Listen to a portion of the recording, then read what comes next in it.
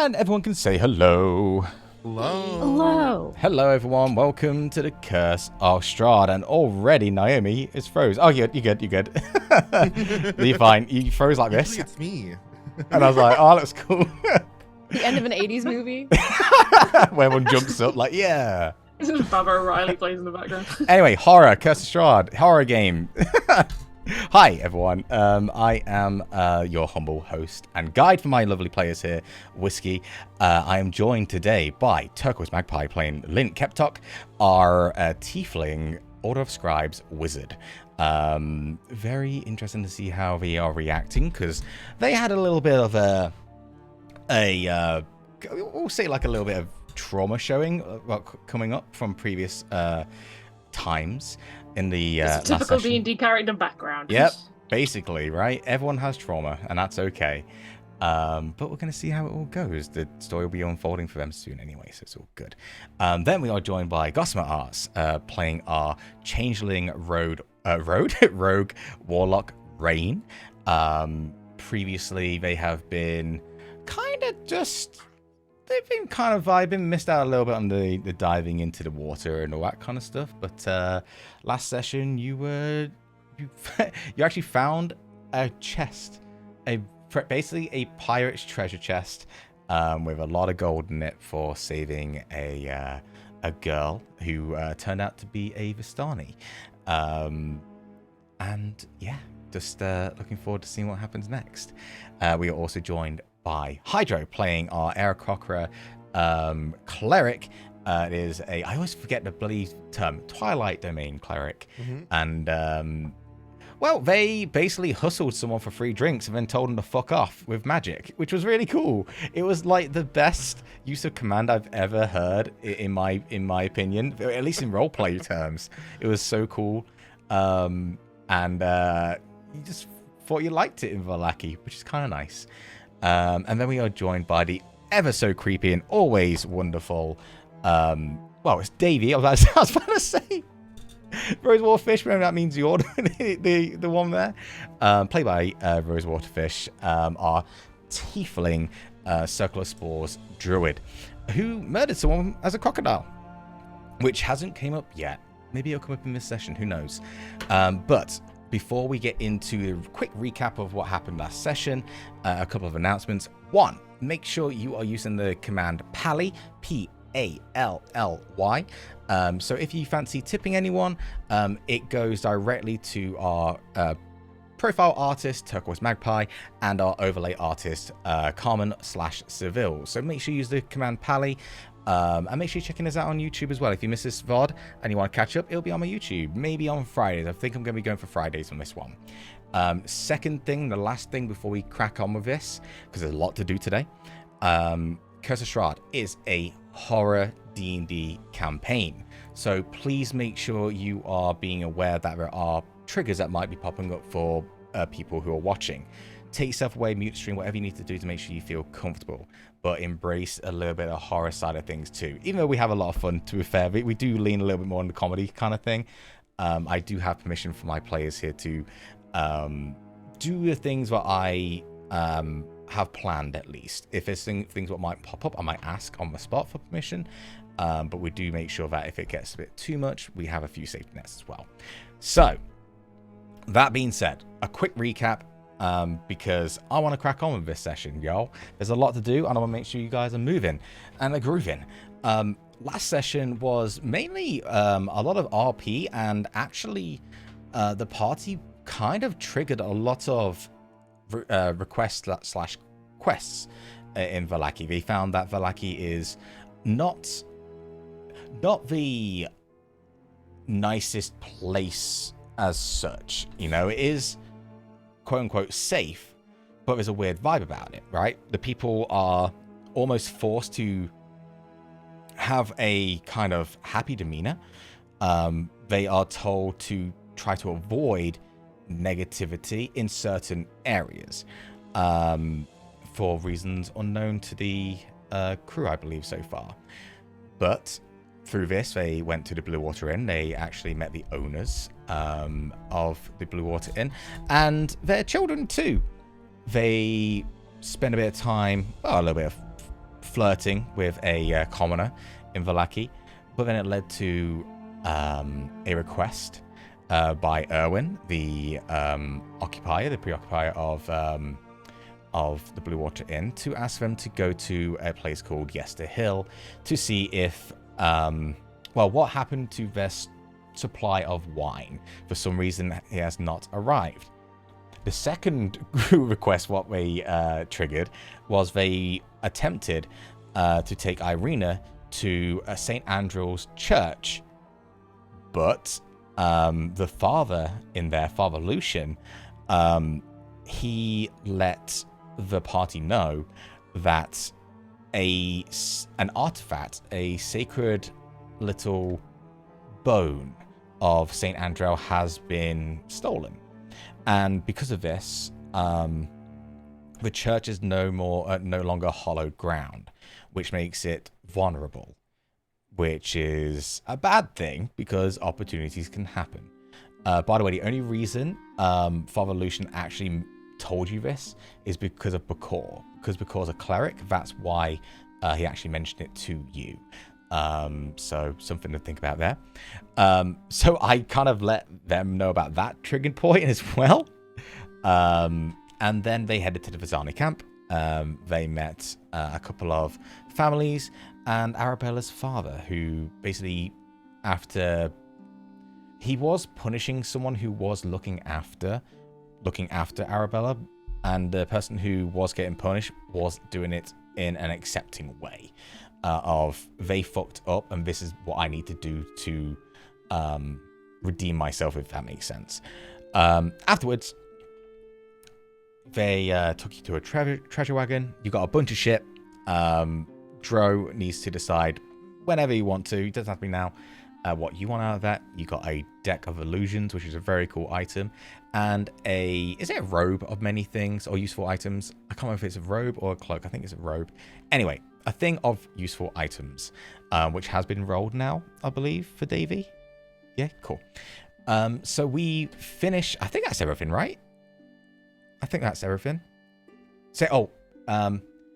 Father Lucian gave you a lead of where he thinks the best place to go, and that's to speak to Milivoje, who is the gravedigger for St. Andrew's Church. He hasn't turned up to work for the past few days, and they told you that you need to go to St. Andrew's orphanage in Vallaki. So that's like the lead for this quest. I think that is it, right? Yeah. So you find yourselves closing the wagon, and you see the Vallaki sort of turn to you and look back at the door, and big lock just turns to make sure you didn't look, and turns back to you and goes, "So, thank you very much for everything you have done. You have reunited me with my daughter. If there is anything else you need from me, I can try my best. But if I'm honest, I would like to spend time with my daughter and make sure that she is okay." And he's saying that to all of you, by the way, not really eyeing any of you. So if anyone wants to jump in on that, you can do.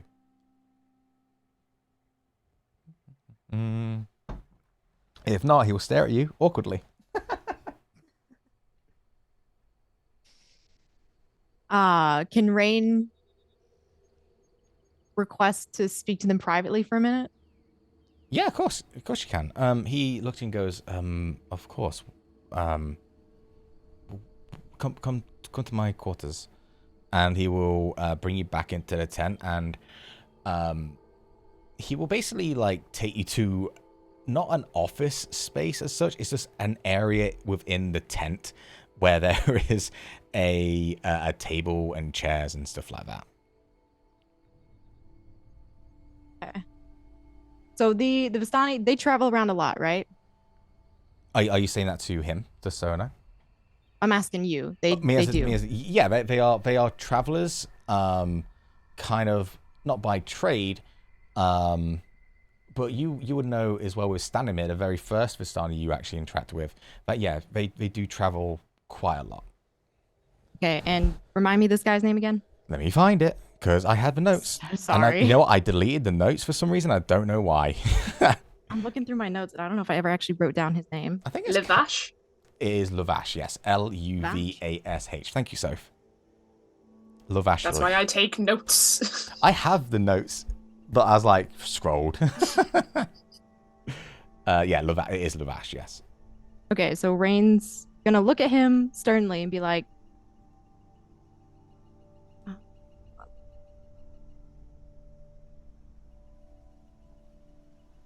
Rain's gonna ask if they're gonna ask if Vash and the other Vistani, have you guys been around Aleiron recently? Out by the ocean? Let me have a look. Natural one there.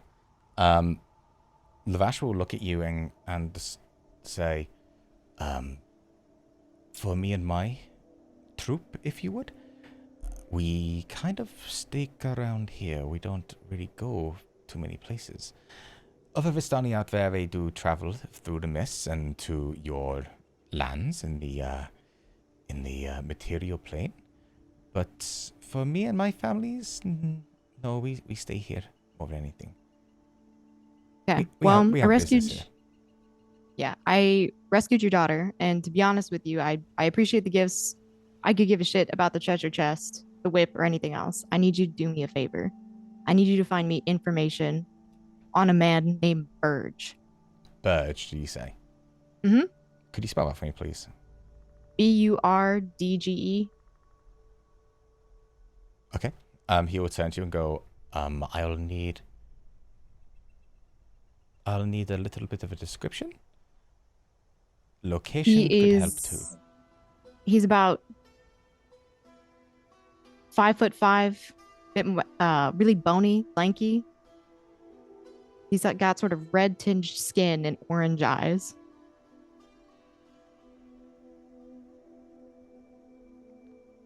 And location? He's been out towards the Moonshays from what I hear. He's on a stolen pirate ship named the Siren's Bane.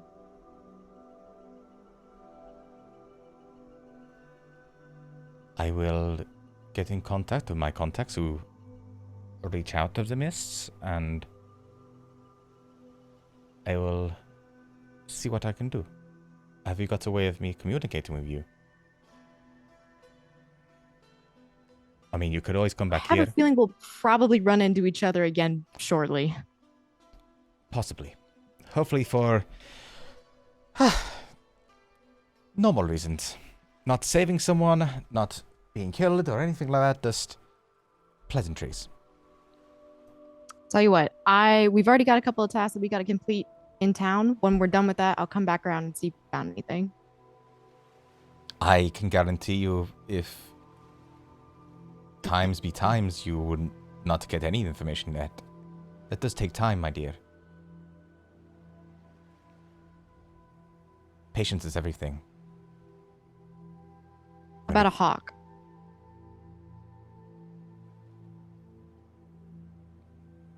So, many people have hawks. What are you trying to tell me? When you have information, do me a favor, take a chip of wood, burn the top end of it, and leave it out on your windowsill.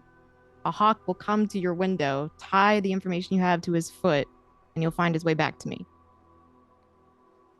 He will take out a drawer and go and just pull out a piece of parchment and then just quickly write notes down, like I'm writing down right here.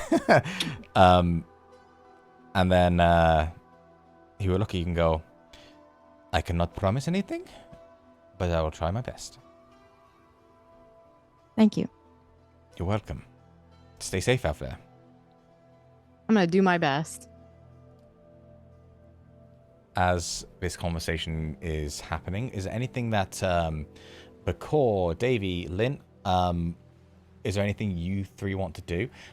Because you do have good insight, passive insight, I would say that, I don't know how Lint would be right now, because it was the fact that there was a person was getting lacerated for the punishment, and that did trigger Lint a lot actually, to be fair. I don't know if Lint was hiding the fact that they had a little bit of PTSD there, or trauma coming up. I'm just saying that because with your passive insight, you would have spotted it. Unless if you would, your character would have been like trying to hide it. It's up to you guys. He wouldn't have been able to hide it. I think Davy did come to comfort Lint and pull him out of his panic attack. So he's just calming down, but he's being silent and he's keeping his head down, looking at the ground. So he's just following whoever's feet is in front of him. So wherever's Davy's going, Lint is probably following them. Okay. So yeah, it's up to you, Bakoy. If you want to interact with Lint on I'm that not gonna address it, but Bakaw's gonna walk up next to Lint and just kind of put like an arm around Lint's like shoulder and just walk with Lint. He's gonna stiffen slightly at the first contact, but then he just kind of realizes it's you and then just like relaxes and then just carries on. Because Bakaw's also aware that Lint is hiding something, because when we're in the murder house, there was an interaction with the children's souls. And he went to go like grab you from like the back, and you like stiffened up. Yeah. So he knows there's something going on there. Just doesn't like. Yeah. Bakaw's pretty secretive about his traumas. Yeah. So he's not gonna try to pry into that. At least not yet. Yeah. Guys will be guys. We keep it bottled up until until we need it. Just you fucking wait, you lot.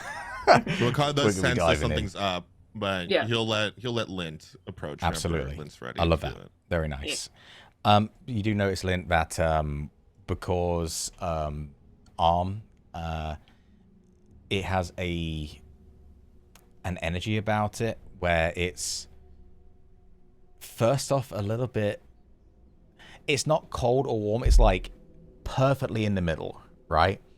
And then as you start to relax and accept it, it starts to sink into a bit more warmth, as it's like not wanting to intrude in your literal personal space.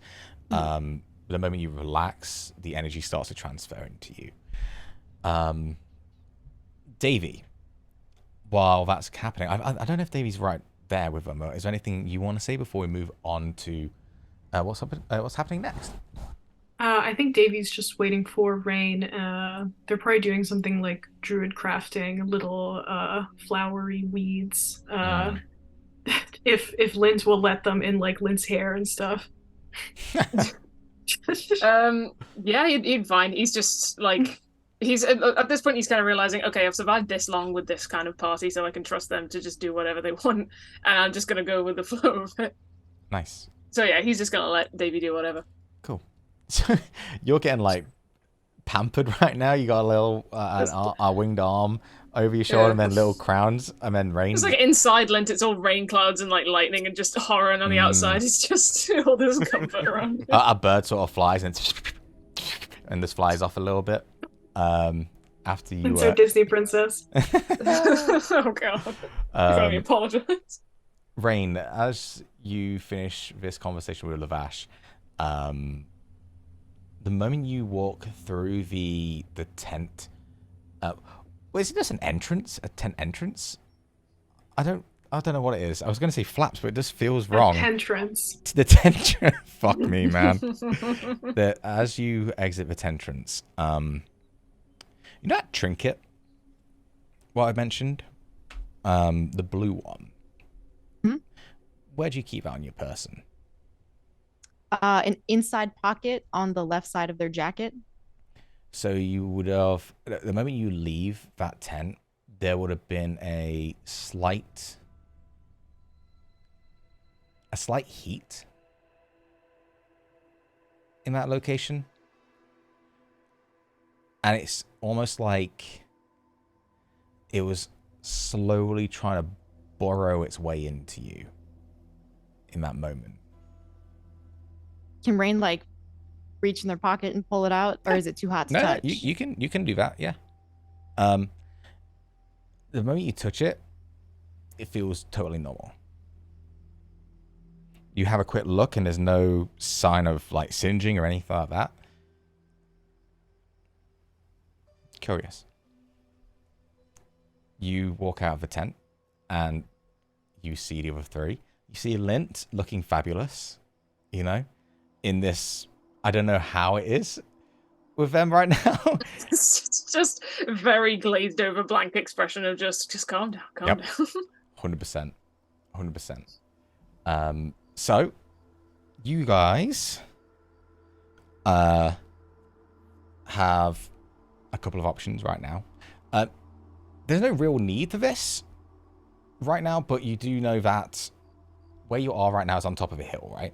And this is the Vistani area. Like, the Vistani camp is on top of this really pretty, like, cute hill, which I believe I've sent in the Discord. And at the bottom of the hill, kind of inside it and surrounding, there are homes of elvish-looking people. You have no real reason to interact with them, but if you feel the need to, you're more than welcome to. Or you can do whatever you feel like is next.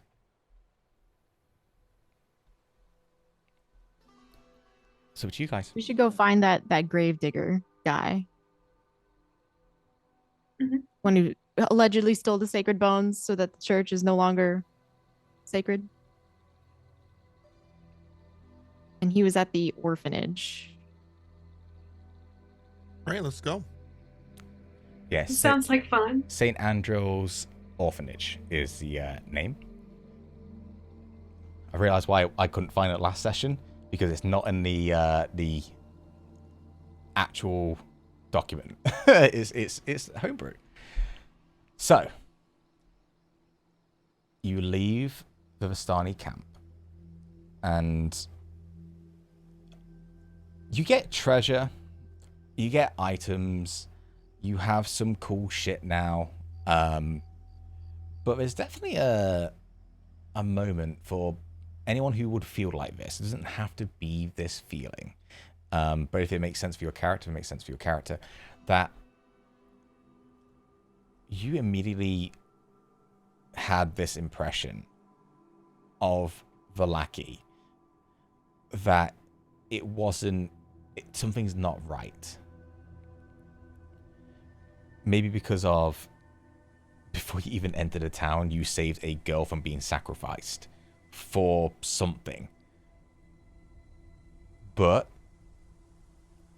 in your efforts, you managed to save them. As I said, as a DM, you don't know exactly what that means regarding the Vistani camp and what they would do and what their purpose was before you saved this girl. You'll probably never know that.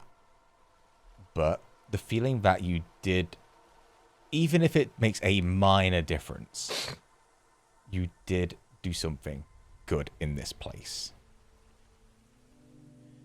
You head down the hill. And most of you, apart from, I believe it was Lint, kind of sprinted up this hill. So you never got the chance to really take in the landscape as much as it was. But the moment you start walking away from the Vistani camp, the woods themselves go from a warm, accepting area back into what was previously described. It's like that area where the Vistanis are is kind of left alone. And then you walk back into the Scarlet Woods, and that creepiness returns. The clouds above you are dark. No sign of rain. But there's that mist. That ever-present mist. Trying to, in a way, hold your hands into the direction of maybe they want you to go.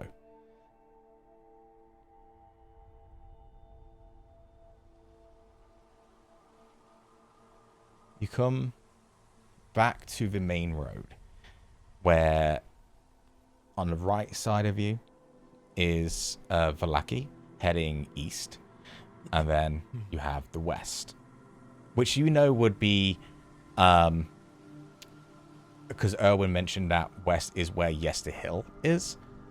He didn't specifically say how far it was, though. That information was not really given to you. And Irina because she is still here, we'll turn to you all and go, well, we heading back to Vallaki, yes? Mm-hmm. Could someone do me a favor? The moment you hear Davey go, can you all remind me what you rolled earlier? As in the Discord, and obviously Bakor and Rain, what you rolled for me. We did this off camera chat because I wanted to make my players wonder. It's fun. I rolled a 17. 17? It was We 17. both got 17. Yeah, Rain was 17. 3. 7. Cool. So, Lint and Davey. This will be up to you in your own minds why you would not have noticed this. Because Bakor and Rain, you hear a rustling in the bushes surrounding you. Just as Irina finished saying what she said.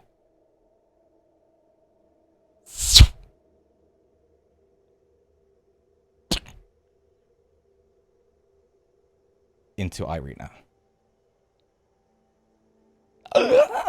She drops onto one knee. She's still conscious. I need you all to roll initiative for me. Pretty please. You're level 5. Let's fucking fight. Oh my god. We haven't. Natural 18, 19. Oh, wait. 3. Hold on. Oh god. You said roll. We rolled. Rolled on that We 20. fucking Let's rolled. go. All right. Sick. All right, hang on, We roll children. low on our perception. We roll high on initiative. Okay, so let's go around the room first. So Bakor, what did you roll? I rolled a 3. Ooh. I always get the low initiatives. Clerics are honestly good at low rolls. Clerics Yeah, but I don't want to be last. So what was yours again? Sorry, Dro. 3. 3. Lint, natural 24. Just 21. 21. Plus 1. Cool. Then we have, let's say, Davey. 19. 19. Good. And Rain. 14. 14. Is that with your additional? Yeah, because it already adds your. Cool.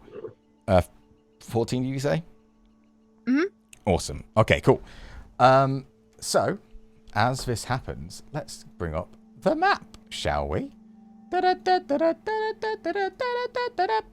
know. All I right. like that. Thank you. I appreciate it. It's my going, like, transitioning to battle map song. It's pretty good. Made up on the spot. All right.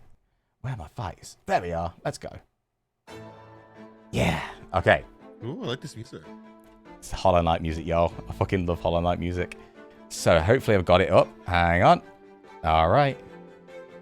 So, I believe I've moved you. Have I moved you there? Yes, I have. Can everyone see their characters? Yes. Yes. Anyone not on Roll20? Not yet. Okay. Loading it up. No, that's fine. So let me describe it while you're loading up. I do need to put Irina's token in this anyway, but at this crossroads there are several bushes and trees around you. And let me have a look. Where are my NPCs? Where are you? There you are. Hello, Irina. There you go. Hello, darling. So yeah, you see that Irina has taken... Whew! Yeah, she took 5 piercing damage. She's okay. Right now. Okay. So. Are you still loading in, Soph? It crashed for me, so I can't see. That's fine. I'll describe it for you. I'll put you... Well, I basically done this for you, Soph. You're in like a star form where Irina's at the top. On the left is Rain. On the right is you. Bottom left is Bakor, and bottom right is Davy. Just so you know, you're kind of just stuck quite close together. Made sure you're not grouped too much. And let me have a look at a couple of things first. If someone could just send me a screenshot of the map, I then got I'd be you. fine Yeah, with of that. course, yeah. I got you here. Of course. Okay, so It's on Discord. Thank you. this is going to be counting as a surprise round, but I need to go through what that means for, obviously, Dro and Goss. Oh, this song's so good. Would you have seen that one? Okay. Would have seen this one. This one. Yeah. Okay. That's the current map for you. So if anyone wants to quickly take a screenshot, that'd be great. So surrounding you are ragged humanoids, humans. Different races, different sizes, different genders. But they all look kind of worn down. Like they're wearing commoner clothes, but it looks like that's their only set, and they kind of wash them in the river, maybe. And you see that 3 of them, at least, have got crossbows and scimitars to their side. Now, surprise rounds go like this. Everyone rolls their initiative, okay? But the ones who were surprised, they missed the very first round. So everyone has the same, it's the same initiative score, but everyone so basically what I'm saying right now is Bakor and Rain, you can act on this turn, but Lint and Davy cannot because they were surprised because they rolled too low. But it does mean that Lint, you're at the top of the round, you do go first. So let me just write this up in order. So weirdly enough, the ones who rolled highest missed this go. That's quite interesting. Okay. So let me roll. Okay. Let's have a look at them lot. Oh, thank God they have a surprise round. My Jesus. Okay. And as this happens, you see one of them about to... Thank you, 8-Bit Community, for the raid. You see one of them pull out their scimitars, and they look at you all and go, "We've been trailing you for a little bit, and we're waiting for you. Looks like you got a lot of treasure on you from those Vistani bastards. And now it's ours." And they're going to bum rush you all. So, acting first in the surprise round, though, is Rain. So, Rain, you see that they are... they hit Irina first. Irina is injured, not unconscious. She's a bit hardier than that. But you have to act first. You currently have top left dude who's closest to you. You have a guy who is top right behind the tree in the center. You see that he was like sneaking behind with a crossbow in hand. But that one shot was the one what got you into this initiative anyway. And you do have one who is closest to Davy as well.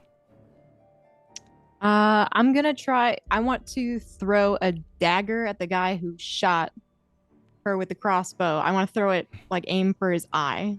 Yeah, sure. So this for the eye. Okay, so to hit the eye, you have to roll higher. Just so you know, because you're asking for a specific thing. Won't be too much, but just roll high. That's what I'm asking for.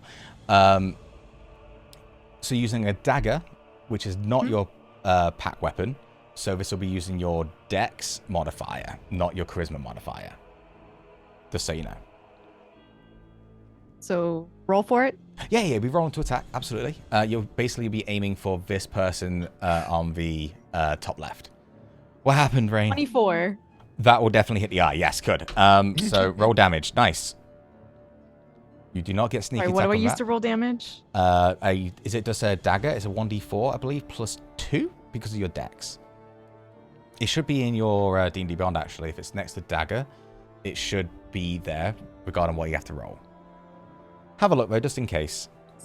So plus 2, that would be 6. 6 points damage. Nice. Okay. I'm going to... If it stabs him through the eye, that would kill him, though, wouldn't it? Not necessarily. People have lost eyes, dude, in real life and survived. Eye that hits their brain. It doesn't have to. D&D rules are bullshit when it comes to injuries, unfortunately. That's very true. I've seen people lose their eye and still survive.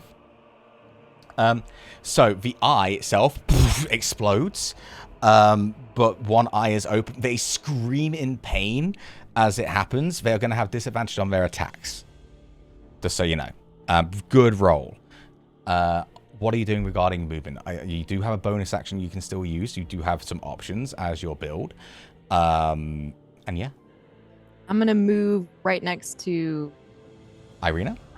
Yeah. Okay, yeah, you're sort of just defending Irina. Very nice. What stance do you take to defend Irina? Tell me, Swashbuckler, what does it look like when you do it? Rain is going to have their rapier with the tip pointed down, but not even be looking at the guy that they hit in the eye, because in Rain's mind, you're done. I've killed you. You don't know it yet. But he's going to take a look at the other guy that's to the left and be like, kind of like use the rapier to like Sure. beckon them forward. Yeah, okay. Yeah. All right. Good. Oh, I like you being cocky. It's fun. All right. Never works out. No, it doesn't. And you're about to find out why. Anyway, I'm joking. Maybe. So, it is their turn now. They did roll low on their initiative, but we do get a surprise round. But Rain, you did quick. You were way quicker on your turn here. So, first person. Now, I don't want to be saying what they are, because that spoils things. Hang on. Whoop. Where are my things? I had this build. Why is all of my all of my like tabs closed for some reason, and I don't know why. That's fine. I can do it real quick. Okay, so first one is going to be going up to... There we go. We're good now, baby. First one is going to be going up to you, Davey. This one charges right up to you, and is going to be taking 3 melee attacks. As it's with its scimitar, it's going to hit you, and then hit you with a dagger as well. You see that it chucks the crossbow down because it didn't actually fire, and then runs at you. So what's there? So scimitars first. First one, 10. Does not hit. Does not hit. Second one, 12. Is this going to be my? Is this going to be my beholder fight? It probably is, right? Then the dagger's going to come in at you. That is 17. Hits. Hits. You take for the dagger 5 points of piercing, as it sort of goes into one of the mushrooms and then goes jammed into your arm, pulls out, blood squirts as well. And he just looks at you and goes, then, and he's like, oh shit. This person's gonna run up to you, Rain. One eye, pissed the fuck off. Sort of squirts blood, runs at you, and goes, and runs at you. So 3 shots at you at disadvantage. I have to roll 2 d20s. Give me a second. I'm not rolling my amethyst dice. I feel weird. Okay, first one. So I rolled a natural 19 on the first, a natural 15 on the second, which brings that to 20 to hit on the first attack. Rain? Wait, what am I doing? So they rolled a 20 to hit you. Your AC is what? What's your armor armor? class is 17. So it will hit you. You do have a spell if you want to use it, but if you wanted to take the shot, you're more than welcome to. Which spell would that be? Being reactions. Shield. The shield spell. You don't have. Yeah, I'll use that. Okay, so as that happens, this is your first time using it, I believe. So that would bring it. Yeah. So 17. That brings it to 22. Your AC right now is 22 with the shield up. It lasts a round. So, which is really good in this scenario, actually. Tell me, what does your shield look like? What's it represent as you bring it up? And because you're a warcaster, you can cast it with a shield and sword in your hand. Yeah. I think the shield would be sort of a bioluminescent blue, and it would look like a bunch of twisting tentacles all raveled around to make one ball. Yeah, that's sick. You see his eye sort of just wince as it pulls off. He's going to go again. Remember, your AC is now 22. They don't hit. As he pulls back with his scimitar and tries to uppercut with the scimitar, you deflect it off again, and then he pulls out his dagger with a smile on his face and a crazed look in his eye. He's going to go for a final attack. Natural 2. As it goes past you, it kind of like goes over your hairline, has a little bit of hair flies off, and he's just looking at you with one eye. Goes, you bastard! Okay, and ooh, yeah, this one who's behind a tree sees that their friend is struggling, is going to go into the top right of you, Rain, and is going to attack again. Again, your AC is 22 right now. I gave you a nasty build, and I've realized I'm fucking myself with it. That's not going to hit. 14 to hit. This is for you, Rain. 14 to hit. That's a no, right? Yeah, no. Yep. Natural 19, 24 to hit. Okay, that does hit. So as you're like deflecting the one-eyed bandit, you feel a scimitar pierce or slash the side of you. As you turn back, then there's that other person right at you. You take 6 points of slashing. And a final attack with a dagger. Nope, 14 again to hit.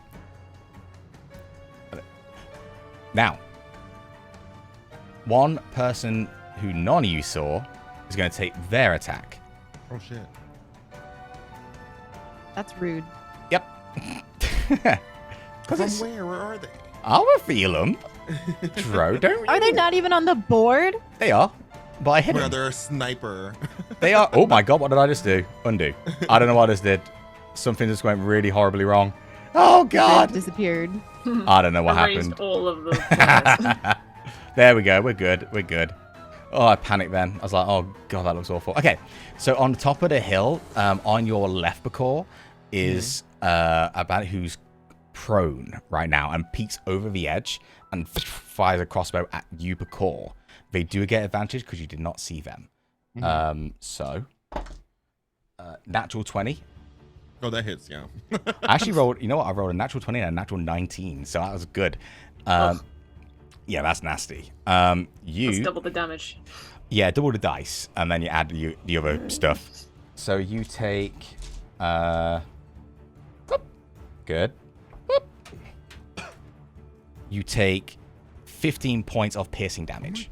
God. Jesus Christ. Welcome to level 5, baby! Oh my god, okay. And you see that as he's prone, he just sort of scoots back over. So from your vantage point right now, you cannot see him. He is kind of like out of view. So, because none of you can see him, I'll just take him off the map for now. All right. That guy. No. But Bakor, it is your turn. You did roll high, so you were not surprised by the initiative, but we did get you a map point. So you still get to act on your turn.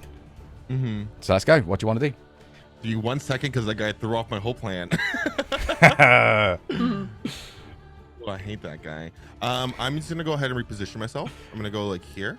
Yeah, I believe you can do that much movement. Yep. To the guy that's behind the bush here, like north of us. Yep. Oh, sorry. He should be moved. When I fucked around with things, he's actually here. Yeah. Okay, that's fine. That's fine. What kind of armor did they wear? Do you know? I will find out for you. Not the highest armor, I believe. Heavy, it's light, leather, studded leather. leather. Yeah. Oh, I'm just gonna do this. I'm gonna go ahead and cast command on him. Okay. Say undress. So he takes out all his armor. Strip, bitch. Charisma, right? Charisma? Sorry, let me check. I believe it is. I really wanted to like homebrew at the It's charisma. Okay. Oh, sorry, wisdom. Wisdom. saving Wisdom. Oh god. Okay. All right. throw. Strip, bitch. He's like about to attack Rain again as he hears you say that. He goes, "Oh, okay."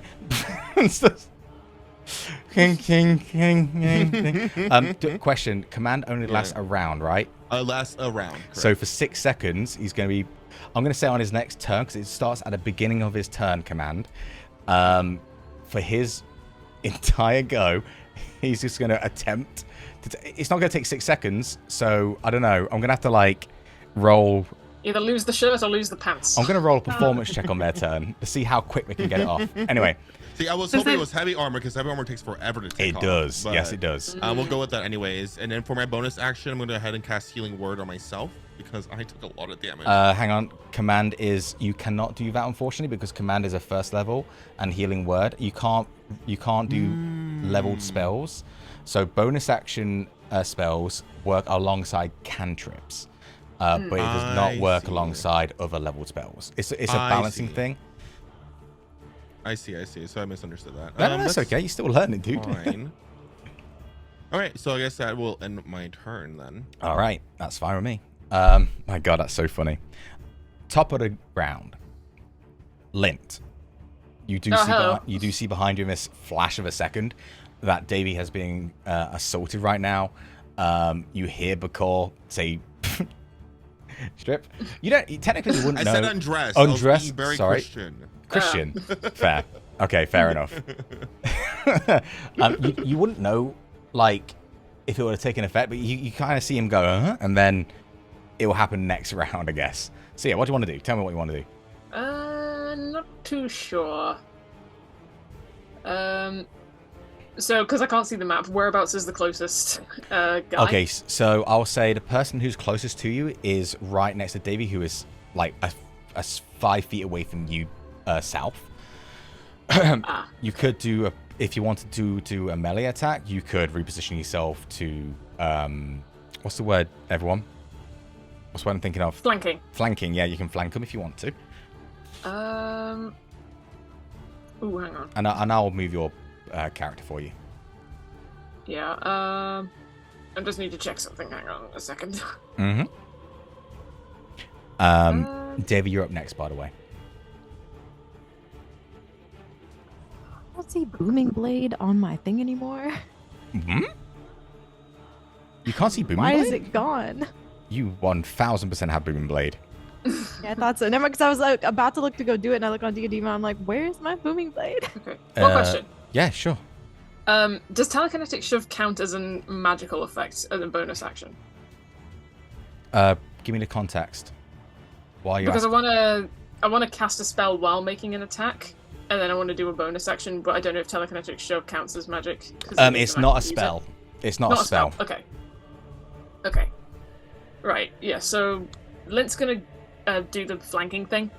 Okay. Yeah. I'll move to the back of this guy, and they're gonna take out their dagger, and I think isn't it while stabbing to cast Green Flame Blade? I think it is. Yeah. It's in the action of attacking that you basically go and then attack with Green Flame Blade. Okay, yeah. So he's going to do that. He's going to just come up behind the guy, kind of pull him back, stab him through, like the cleft between his shoulder and his neck. Roll at advantage. Bear in mind the additional effect of Green Flame Blade has nowhere to go, and it can't hit the same person. Just so you know. No problem. 16 to hit. Let me have a look. I believe. Hang on. It does hit, but they're going to use their reaction to parry it and add 2 to their AC. So as you go behind them, they go, and they use their scimitar to hit your blade out of the way, which thinks their armor class is 17. So it does not hit. So there's no damage? No damage because it missed. It didn't miss, they parried it. Okay, fuck him. I then use bonus action to shove him out of the way. Sure. Telekinetic shove. Strength saving throw, right? Yes. That fails. Where you want to shove him? I think it's away from you. Is it? Yes. I want to shove. I can shove him. I can either pull him towards me or away from me for about. Is it? Oh, I can cast it at 30 feet. Yeah, it's 5 feet either towards or away. I'm going to push him so that it's away from both me and Davey, so it's like to the side. Okay, so what I'll say then is from your position, the only way you could do this, because I will let you do this for sure, you would have to get to the top left of them. So you attack. You miss, you go to the other side of them, and then push them away from you. If he's parried my attack, then I'll go with the swing of him pushing me to the side, and then use my foot to just kick him. Yeah, and it's not even your foot what hits, it's the force from your foot that as it pushes him away. So yeah, he's going to go away from Davey from that position. Okay, cool. Anything else you want to do? I believe that's everything, but if there's anything else you want to do, let me know. I don't think... Have I got any movement left? How much movement did I move to get him? 5, to get to 10, 10. You got like 5 extra feet. Okay. I can see Rain Boom like... Blade, by the way, Rain, on your oh sheet. yeah, I'm an idiot. Don't worry about it. Oh, okay. I'm just dumb. Thank God. I didn't account for that. I'm sorry. Turquoise, and we sending you screenshots of the battle. Oh right, yeah, I can see him now. Okay. Yeah, I'm gonna just keep an eye on Davey and kind of use the rest of my movement to back away towards where Rain is. Okay, yeah, sure. I'll just use the rest of my movement. I'll give you another an additional 5 feet movement there. So there you go. Okay. So you're getting there. Yep. All right. After that, it's Davey. Great. Davey is going to use their action to surround themselves with their symbiotic entity, so they gain 20 temporary hit points as all of the spores in their arm and on their staff open up and release this like pinkish blue mist that surrounds them. And then they are going to, with their bonus action, turn around and cast Healing Word on Baka. Yep.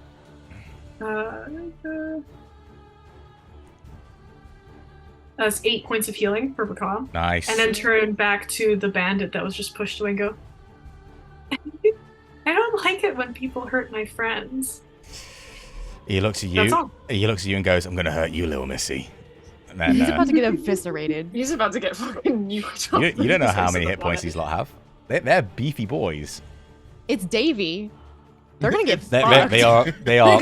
Okay, listen. Have faith in my bandit boys, all right? If Rain doesn't slice them up, Davey will definitely. That's fair. Versus an immovable object. Speaking of which, if that is the end of your turn, Davey, Rain, you're up. Okay, so because I'm a warcaster and that last guy we left off where he slashed at me, I can use a reaction to cast a spell. So I want to hit one of them with a spell and one of them with my rapier. So, warcaster, how warcaster works is if they leave your range, then you can do a reaction spell. Just so you're aware. So you do have like abilities and things where you can fuck with them. If you're not too sure about it right now, I'll let you know later on. I don't want to be mansplaining you during combat. This is your game. So yeah, just want to let you know, warcaster doesn't work as they come in. It's only when they leave your range. Noted. And only if they do it by their own will. In a sense, they're not forced to move. They're both really close to Rain and closing in. Is there any way that he can try and slash both of them at the same time? Or do I have to only focus on one? You can only focus on one. Rogues typically only have one attack per round. So if you're aiming for sneak attack, which would be very handy for you at this moment,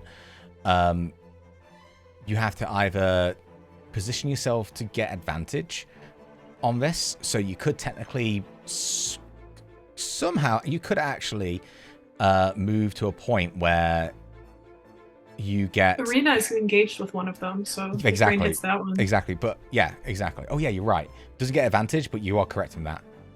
So yeah, you can hit the one that's right above you, next to Irina, because they are... Yeah, they would be fighting right now. Speaking of which, I need to give her a go. So yeah, you can hit the one above you, and you could get sneak attack on that one.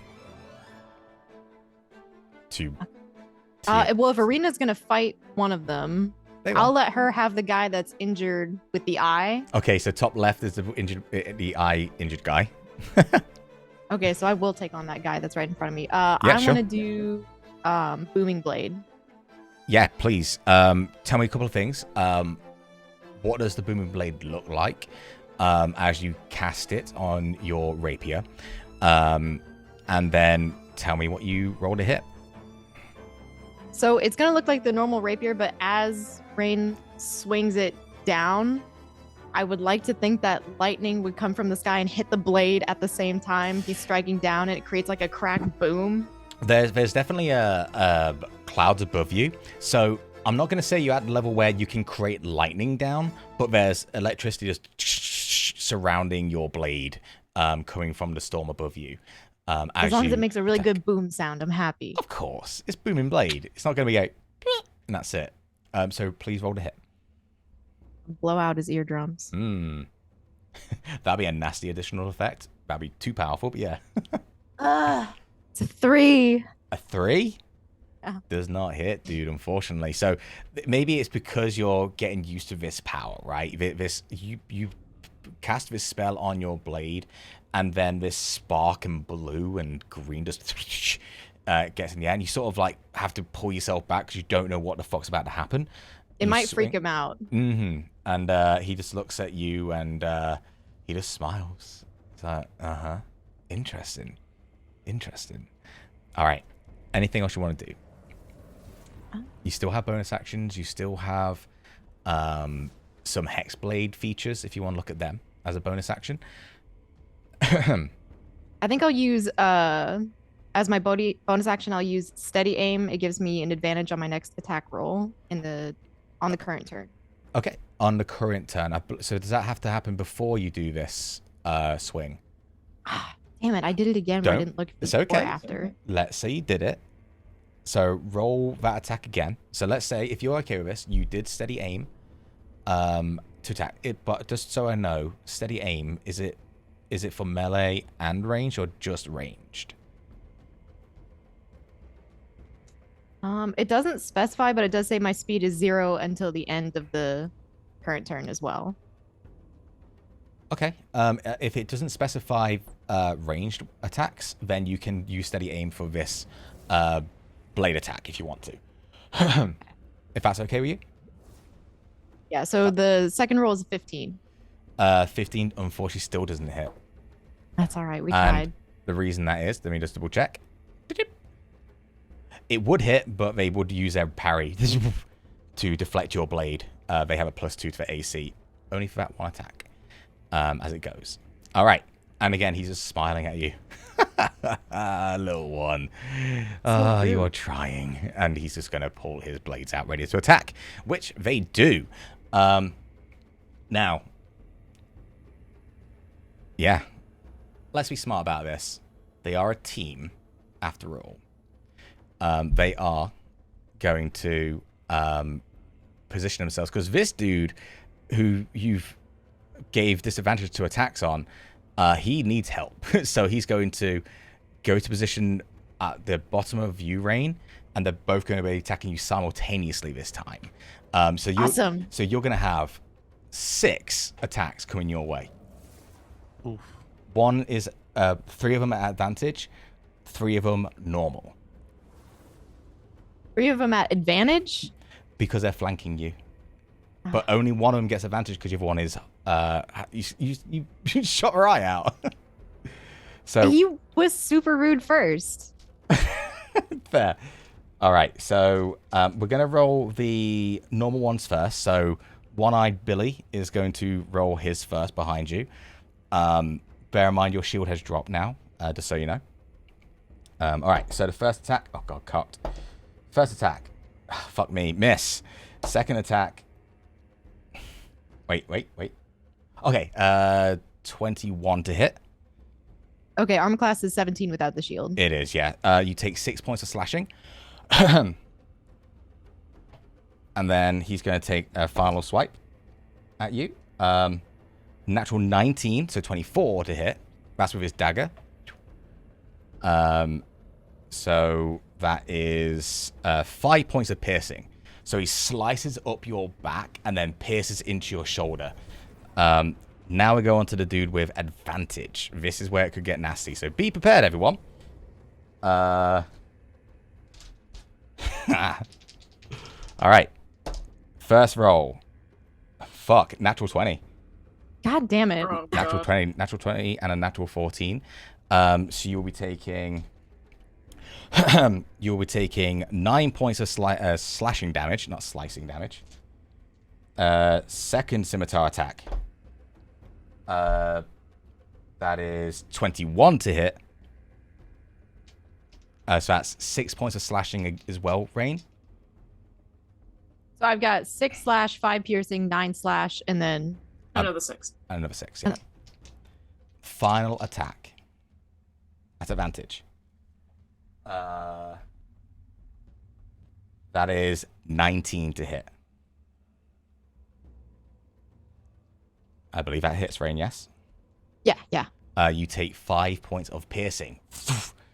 So so what Irina sees in front of her right now, and Bakor and Lint, because I know Lint, you were heading towards Rain, you see these two bandits just start hacking the fuck out of Rain. In this kind of, oh, now it's personal. We were gonna do like a fight for money. Now you took my eye out, so you owe us. How are you looking regarding health, Rain? Ooh, this is my least favorite kind of math. I have, out of 44, I have 7 points of HP. Oh, God. So if I could get like a little bit of help, that would be awesome. Welcome to level 5. No Welcome, pressure. Level 5. Luckily, y'all. Core's on the way. I'm coming, baby. Irina is going to take her attack. You see that she is sort of holding onto the side as she looks and goes, "You bastards!" And she's going to attack. She only has 1 attack, so she's going to attack the one who is not injured in the eye, at least. I'm actually really hoping she rolls well, by the way, Rain. I am on your side on this point. I fucking don't believe it. Natural 6 does not hit. Oh. So you see, Irina, I'm gonna remember that. as she's standing in front of you bleeding. Yeah. You're saying that? Okay.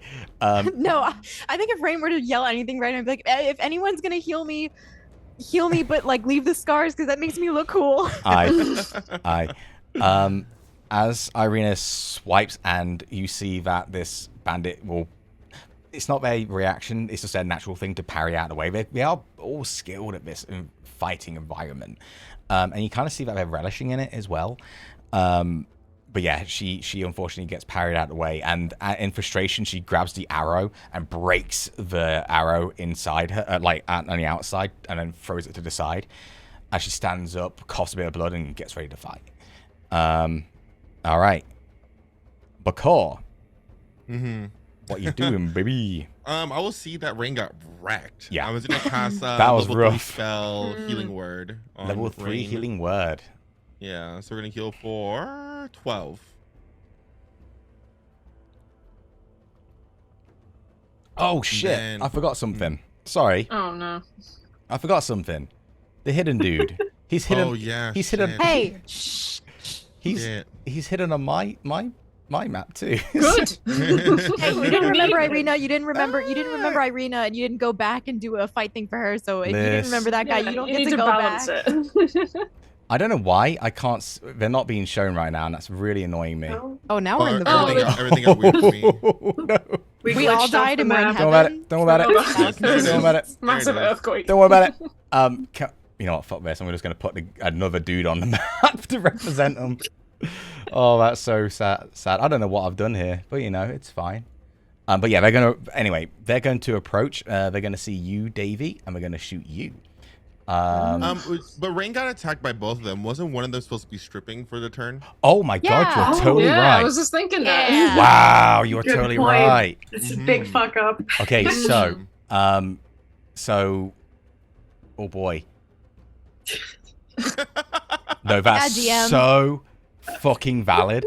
No, That good guy was catch. stripping. So, you see, okay, so, what do we do? What did you write down the damage, Rain? What you took when you were doing the maths? I took 31 points of damage. So, what was the last the last 3 bits of damage you took? That was a 9, a 6, and a 5. So, Yeah. How do you know this? Do you write down the damage? Yeah, I write them down. I write. You Christ. get ready when you stay ready. fucking wild, girl. We need someone to do it. Yeah, I'm not doing it. I'm just trying to kill you. So 9, 6, and a what? Sorry, Soph. 5. Add that together. Put that back into your health, Rain. Let's rewind time because I like the imagination of this. Everyone, we go That's into 20 the points of damage. 20 point. There you go. Yeah. So, It's better. so that's huge, Bakor. So I like I the know we're idea. giving you shit, Whiskey. No. We're doing a great job. We're No, just no, giving you shit. that was totally valid. And even though I enjoyed it, we're going to play it like this. That bandit, that was happening in their head. The attacks and the damage and the 20 points damage in one turn as they sadly start to strip. And they're just Even thinking better. about what they would have done to you. Oh god. After 6 seconds, though, they do stop. But their entire turn is spent doing all that. To say Literally no. Emperor's new clothes. That's so great. Yeah, Bakor, fucking great call, dude. I Well love done. command. What a great Thank you, spell. Bakar. It's very fun. I'm just going to copy and paste this, dude, because I know where we are. Okay, so as this person on top of the cliff sneaks back out, he sees that his comrade is stripping. He's like, what the fuck is he doing? But yeah, he will still take an attack on you, Davey. I am going to roll to see how well he's hidden, to see if he does get attack. What's your passive perception? Great question. I believe it's My 16 or passive 17. is 18. 18, fuck. Ooh. No, you spot it. So he's not going to get advantage of this snipe attempt. And then you'll know his location and all that kind of stuff. So he peeks over the edge, fires. Let's have a look. Natural 3. What happens for it to miss? I think for you, Davey, seeing them in the corner of their eye, will just move their staff and the arrow will ping, hit their staff. Oh, that's so sick. Is it stuck in the staff still? Mm-hmm. So as it pings, mushrooms start to grow onto the arrow as well. Very cool. And you just hear him go, shit! And he sort of sneaks back away out of vision. All right. Now it's my turn. Now it's your turn. So, Rain, just so we're clear, Rain, what are you on now? I believe you're on 27, was it? I mean, 39 because Okay. Bakar healed me. Well, No, we're taking that back. We're Didn't taking it happen. back into because they healed you because you were wrecked, but you're not as wrecked now. So that's I'm why. at 30? Or 29. I'm going to go with what you said because you would know that better than I would. Sure. Because the healing You were word at, earlier you healed were for at 12. 7, so plus It'd be 20. 27. So 27. There you go. Okay, there you go. So you're not as bad. D&D maths, everyone. All right, Bakar. So you can change your tactic if you want to, obviously, of course. Yeah. Let's do something else. I'm gonna go ahead and the person south of Rain. I'm gonna point at them and use Toll of Dead. Toll the Dead. Sorry. Yeah. On them, which is the cantrip. 16 wisdom throw. Which one is this? The one-eyed one? One south of the one-eyed one. Okay. Natural 18 on that save. Oh well, that didn't work then. Yeah, so there's this bong, like, gong, what happens regardless. But he's sort of just more enraptured in what the fuck his comrade's doing. Opposite, he's like, we're supposed to be, come on! So, yeah, that's your cantrip. You do have bonus actions. Yeah, I'm gonna use my bonus action because he's gonna put his hands together and cast what's it called? Sorry, Shield of Faith on Rain. Cool. Yeah, so Rain, you get a +2 to your armor class. So you're currently at 19. Thank God. Because that is a concentration spell, so just bear that in mind. If you do get hit, you have to roll concentration checks. Please keep an eye on that, because I've got a shit ton to think about. Okay. No, I got it, no worries. Ending my turn then. Okay, you're happy to stay there? That's great. Now let's go on to, top of the round, Lynn. Is that one that's engaged with Irina? That's near Rain. It's currently the one who's stripping is currently Okay. And actually the one-eyed one is engaged too. When I say engaged, they are next to them. Okay. Are they engaged with Rain though? Yeah. Ah, right. This is going to be interesting. I'm not too sure what to do. Davey, you're up next, by the way. Hang on. Let me just see. Oh man, Command's so fun. I love it. So good. Okay, I'm not going to chance it with this bastard. I am going to look at the fucker that is attacking Rain. Yep. Be slightly pissed at what's going on, and he is going to dead-eye stare at the fucker, point a finger at him, and cast Ray of Sickness. Okay. And is that the one-eyed one or the one who's stripping right the now? one-eyed one that was attacking Rain. Okay, cool. Is that an attack? Is that Yes, a ranged it's an one? attack. So bear in mind, if that is a ranged spell attack, you will be at disadvantage because you're right next to them, just for your position right now. Okay. So if you can roll at disadvantage, it's up to you. Or you can move away, maybe take an opportunity attack. Totally up to you, Soph. No, I'm gonna risk it. Nice. Okay, so you back up. Oh wait, are you risking the attack? Yeah. Okay, so roll at disadvantage. That's actually not too bad. Which is 11 plus 7. 18. Yeah. That I believe will. That hits. Okay. The AC with the reaction would be 17, so regardless, it hits. Yeah. Nice job. So Okay. I need... What does the D8 look like? The one with numbers 1 to 8, I believe. I forget what shape I think it it's looks like like. the spinny one. Oh, that one. Yep, that's the one. Okay. Need to roll this 3 times. Pardon me. Sorry, everyone. 7 plus 5. 12. Man, I was excited for Rain to be like at super low hit points. 16 points of damage. That's huge. I'm so glad that you were excited for that. That makes me feel really warm inside. I'm like, yeah, let's go. 16 points. Yeah. Cool, yeah. 16 points of damage. It hits his shoulder and it sort of spreads into Rain's either back of the head or front of the face. It's up to you, but it just splashes. It's just onto like, you. because it's like Ray of Sickness, it's like all of the poisons that like Lint has like collected over the time. Just, it feels like it's just smacking him dead in the mouth and shoving it down his throat. Is there any additional effects with Ray of Sickness? I believe there is. It's not just damage, is it? Let me just double check. Constitution saving throw on a fail save, also if poisoned till the end of my next turn. So They're poisoned? Hang on 1 second. Oh, he needs to make a Constitution saving throw to see if he remains poisoned. Cool. Just to make sure I've got this right, because I'm trying to balance things. Naomi, you know the one what's closest to you? Did that one attack? Nope. It didn't. I'm going to roll for their attack after this, actually, then. Just because I want to make sure it's fair, y'all. Yeah. I'll position them so I can remember. So, Constitution saving throw. Yep. Fail. Natural 6. Yep. He is on the failed save. He is poisoned until the end of my next turn. So attack rolls are at disadvantage, and maybe ability checks too.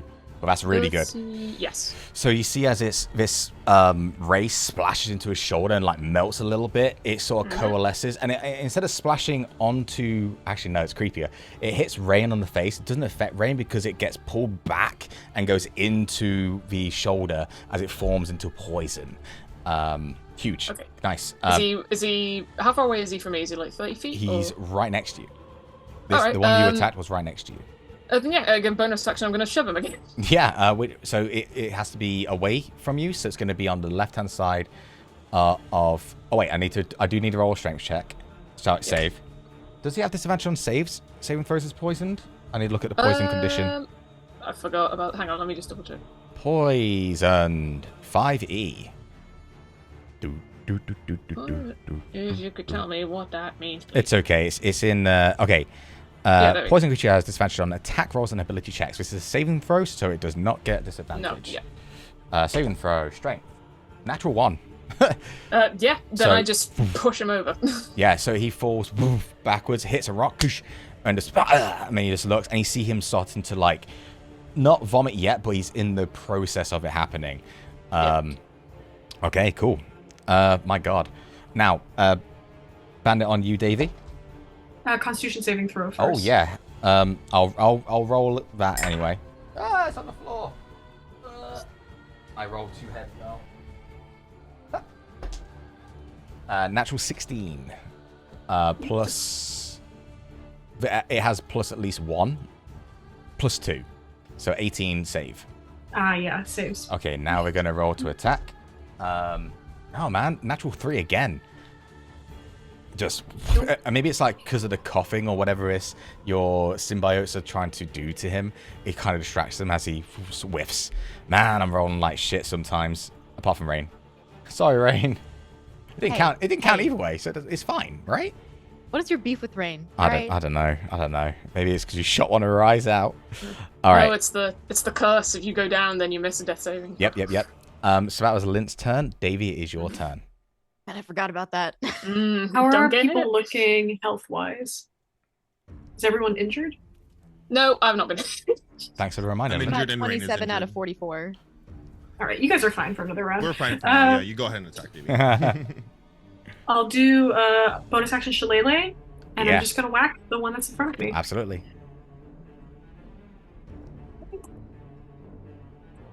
Natural 20. Oh, let's go. Okay, so that's double damage. So that's 2d8 for Shillelagh, and then 2d6 for my spores. Nice. So let's see, 1, 2, 3, 4. Jeez. Ooh, so that's 20 plus 5, 25 points of damage. Do you need me to divide that between bludgeoning and necrotic, or? Nah, they're literally basic bandits, dude. Don't worry about it. That's really good. Yeah, he's gone from kind of okay to very freaked out from you. Not on the edge yet, but definitely bloodied. I said I don't like when people hurt my friends. He just spits out blood, and his eyes just stare back at you. Okay. Anything else, Davey? Nope, that's my bonus action, my action. Amazing. Rain, you're up. You see... I push the guy over for you. You see that he has finished undressing, and he's like, what would 6 seconds? Oh, I need to make a performance check. Let's see how fast he goes. If he rolls a natural 20, he's naked. Okay? That's his achievement? Yep. Because it's fun. Oh my god, I'm cock. Natural 1, what the fuck does that mean? Well, He took his sock off. So a natural 1 is it's round his ankles. There you go. It's round his ankles. Do with that what you will. Is the guy that I technically pushed because it was a nat 1, is he prone now because he hit the rock, or is he just standing by? That was a different person. Okay. Yeah, that's one-eyed Billy. Yeah. Okay, so the guy directly in front of me, that's the one with the slashed eye, the one who's stripping? On the left is the one-eyed guy. Above you is Strip Boy. Strip boy. Strip boy? Okay. I'm gonna go to stab Strip Boy in the heart with my rapier. I will give you advantage on this because he cannot move too much. He does still have his reaction nose because his arms are still available. But right now, his legs are kind of like, oh shit, kind of thing. So, you know. Okay, so I can roll with advantage. That means I get to roll twice, right? Yep. Take the highest number. Are you booming blade in this attack? Because literally you can just do it for free to add in damage. Wait, I can just do booming blade? Is what you All said? the fucking time. With Oh. your build, booming blade, every chance you fucking get. Unless Okay, you're trying to be cool. sneaky, So- then it wouldn't be working. But you're not trying to be sneaky right now. Never mind. Ignore everything I've just done. Okay, so 18. 18 definitely hits. Okay, so I'll roll for the damage. Was that at advantage, by the way? Oh, If you didn't roll advantage, yeah, I roll. guess I could roll twice. Yes, because if you hit a Yeah. natural 20, then you get your rapier damage plus booming blade damage, which could be doubled. Okay, the 18 was the highest. Okay, so definitely hits. Okay, so So finally, you notice that Rain, the first time you tried to do booming blade, it didn't quite work because you didn't know how to control it. And then this moment of guidance, and you feel this sensation of burning, and almost like the booming is coming from inside your chest as it comes up your arm back into your blade, and then the lightning kind of connects. You don't see any lightning because that's fucking ridiculous right now, but it's as you pierce him in the heart. Well, Okay. pierce him in the heart figuratively right now. You aim there. So damage, I get a +2 on that, right? It will be 1d8 for your rapier. At level 5, you get an additional, I think it's 1d8 boom and blade damage. I'm going to double check. It might be 1d6.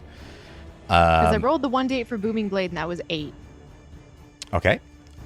So yeah, then you have your rapier damage too. That's another d8. Mm-hmm. That's a 4.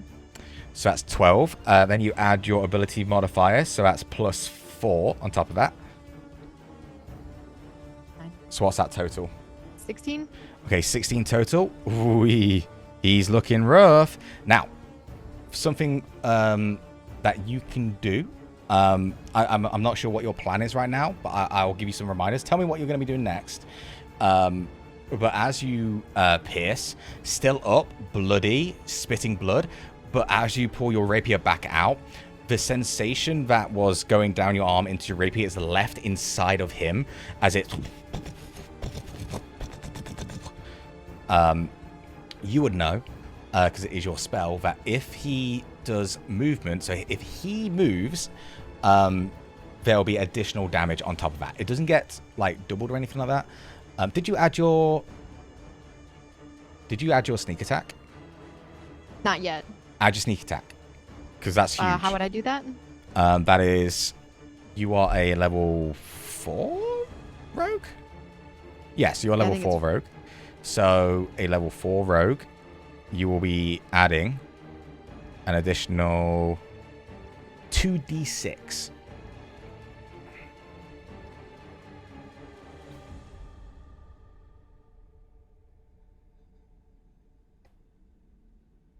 That was a 9 and a 6.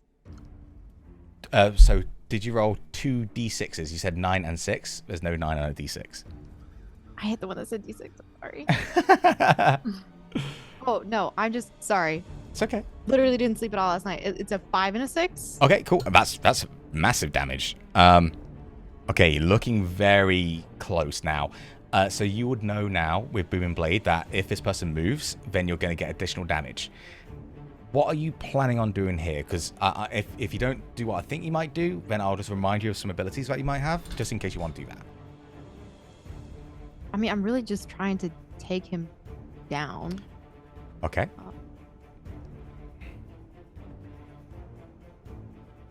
I don't know. I could do a reaction, do an opportunity attack. I don't know. Okay, so with your build as a swashbuckler, whenever you make an attack, so even with Boom and Blade, you have a thing called fancy footwork, which basically means when you attack someone, you can move completely away from them without getting attacks of opportunity done to you. So a tactic that you can use, people can take notes in this if you want to in chat. With this build, you can Boom and Blade someone. You can freely move away from them, and for them they would want to attack you, right? So they're going to come towards you to get back engaged with you, but as you move, Boom and Blade triggers, and that's how you get additional damage. You are engaged to someone else as well, so Correct. I don't think fancy footwork would stop them from... I'm going to double check that, because it might actually be something else, but double check. But yeah, Rain, tell me what you would like to do. That's just an option. You don't have to do that option, obviously. I think I would move back towards Lint. Mm-hmm. It is that creature, so yes, you are right there, Naomi. Back towards Lint, yep. One-Eyed Billy's going to definitely use their reaction. But, hang on. Whoop. Nope. Whiff as you back out of it. Okay, cool. Anything else you want to do, Rain? I don't think so. Do we need... if he took a swing, does he get more of the booming blade damage? So Or was that the other guy? swinging doesn't trigger anything. The only person who is... the only that's going to be so silly. The person who has Booming Blade right now is the one with his trousers around his legs. One-Eyed Billy, this is so embarrassing for them. This is such a total loss. The one on the left, One-Eyed Billy, he's the one who swung. But yeah, so you've just backed away from them. So yeah, you do have a bonus action, I believe. But it's up to you. What do you want to do? Sorry, everyone. That took a long time to explain. I'll do steady aim again to get an advantage on the... Or no, because I'm prepping that, right? Steady aim? Sure, let's say next round you do steady aim. Let's just say that. Okay. Just to speed things up. Okay, cool. Now it's their turn. So, Irina what goes after them? Irina right now doesn't seem like a threat to them. So, they are going to engage with you guys. Shit. The guy who has his trousers wrapped around him, he will... Gonna make an ability check. Yeah. Okay, so the one with trousers wrapped around his legs, he will, like, in a rage and fury of being really wrecked by you, Rain, he will shuffle forward, forget his trousers are wrapped around him because he was under the influence of a spell. He moves forward and he trips. And as he trips and moves forward, Booming Blade happens. So the additional is happening as he falls flat on his face. So he's falling forward right in front of you. I need you to roll, I think it's 2d8 thunder damage. 1d8. Level, so it's 1d8. Level 5 character. Level 5 character. The 1d8 is what they take as you hit, but it's the actual boom bit. That's when it increases at level 5. So yeah, roll. So 1d8 or 2? 2d8, I believe, at level 5. I am going to double check though, just because I might be wrong. Melee attack. Yeah, it increases to 2d8 at level 5. So roll 2d8. So 11. Is this man dead? This guy dies, but so this poor guy, like, he's trying to make a quick buck, right? He knows that he found treasure in this place that they have been kind of keeping their eyes on for an opportunity to actually go into that treasure trove. He, with a piercing, like, let's say the heart is pierced, right? He falls forward, trips on his own trousers, falls flat on his face, and then all you hear is it's like if someone is on a landmine, you know, they duck over the top like a hero. It just goes, and his body lifts up and drops, dead. He died as he lived. An embarrassment. That is the fucking funniest Booming Blade I've ever seen. As One-Eyed Billy sees his comrade just implode. Yo, Rain, roll me an intimidation check, because that's nasty. Roll me an intimidation check, dude. Genius play of Cole to set that up. Listen, Okay. I have created my own worst enemy here, because this is such a nasty build, but it's fun. I got a 17. 17. One-Eyed Billy will go, fuck this, and he's just running off. He's had enough, dude. He knows when they're not gonna fight to the death in this scenario, at least. So he moved. Fucking hell. Yeah. So he's actually could get off the map here, because he's gonna move 30 here. Oh, I think the fuck not. Well, he is technically off the map, but he will be 60 feet, around about 80 feet away from you. So he's technically up here, 1 square above. Eldritch Blast is 120 feet. It is. That one is going to just, yeah, he's pieced out. But One-Eyed Billy's had enough. The one who is still on the hill is going to try and take a quick attack. I need Davey, Lint, and Rain to roll me a d20. Whoever rolls lowest gets the attack, though. 2. 2. Oh 12. no. 12 as well. 12. All right, Davey, it comes to you. Hup. Oh no. That is natural 20. So Ooh. you're fine. My God. I have 60 hit points right now. You are so. fine. So you take 7 points of piercing damage as it goes into you.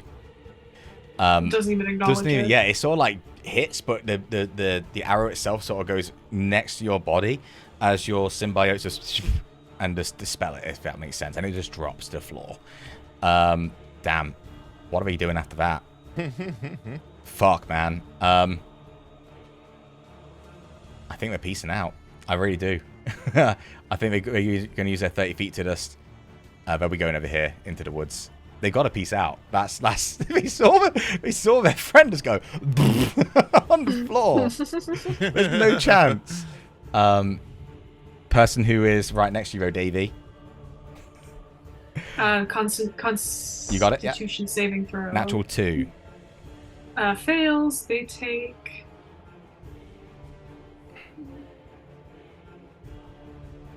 6 points of necrotic damage. 6 points. So you see your spore sort of coalesce around his arm, and it sort of shrinks a little tiny bit as they absorb. Yeah, he didn't like that. He's going to attempt one more attack. Technically, he has 3. Yeah, he's going to go all out. Come on. First one is miss. Fuck. Second one. Are you kidding me? Miss. Third one. It was a 12, a 5, and an 11. 12 plus 5. 17 might hit you, actually. 17 hits. 17 would hit you. What's your armor class? 15. 15. Oh, 2 of them would hit you. Let's go. And he's like, ha ha. So it's 6 points of slashing for the first attack. Second one definitely missed. The third one is 5 points of piercing from the dagger. Ooh, okay. I still have enough temper hit points to maintain my Halo scores. Oh, interesting. Yeah, and he's gonna. Oh, which way is he gonna go? Oh, with his friends. I don't think we're gonna fight to the death.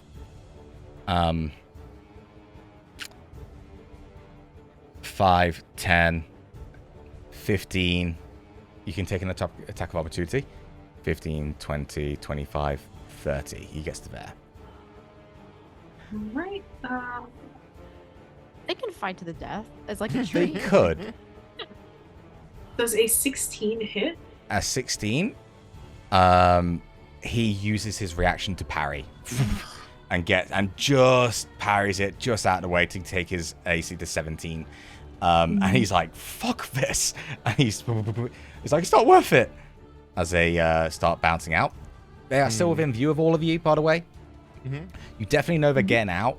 Or attempting to get out, obviously. Damn. Irina.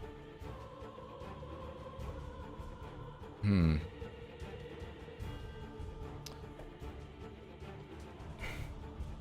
someone roll me a d20?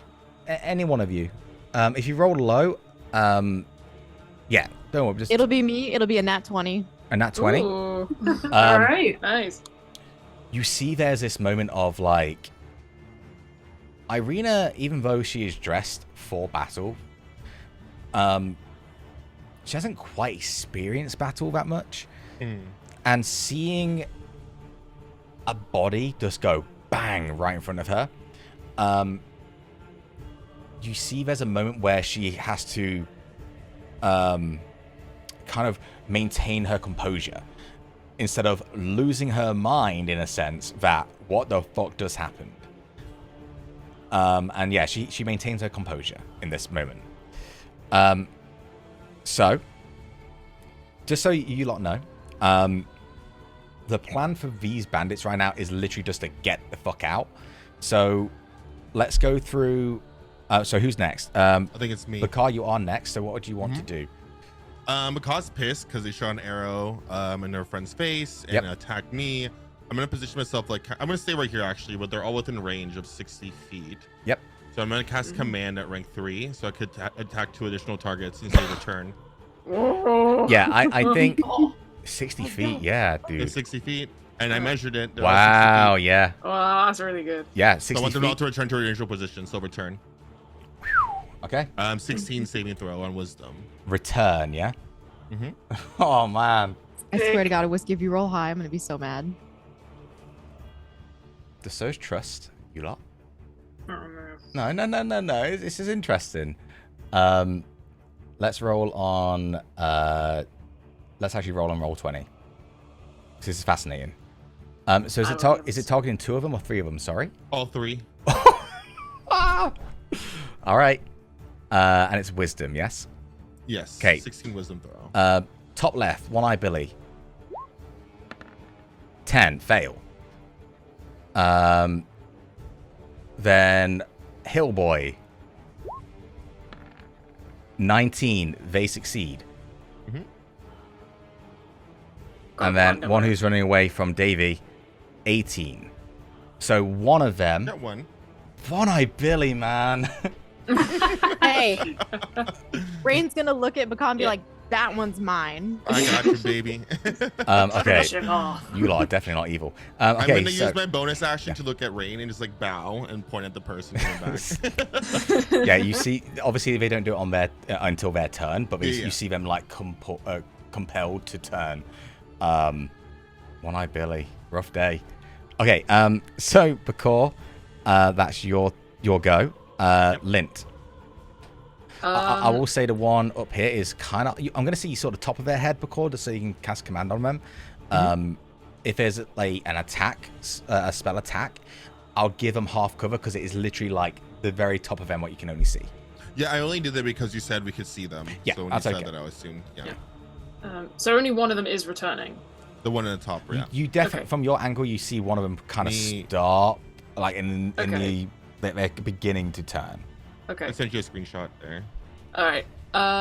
Is the one of the other 2 who is leaving within the range of 60 feet? Yeah. They both are. Both are. All right. One you can get a real clean line of sight. The other one will have half a hill cover. in front of them. Yeah, they've got some cover from that angle. Okay. I'll just check see if the spell will allow me to do it. I'm gonna guess it's line of sight. Yeah. So the one I can see that's probably been hitting Davy the most. Yes. He is going to again snap his head towards them and is going to just take out a small iron nail, is going to throw it towards him and shout the word stop and cast hold person. Oh, Okay. man.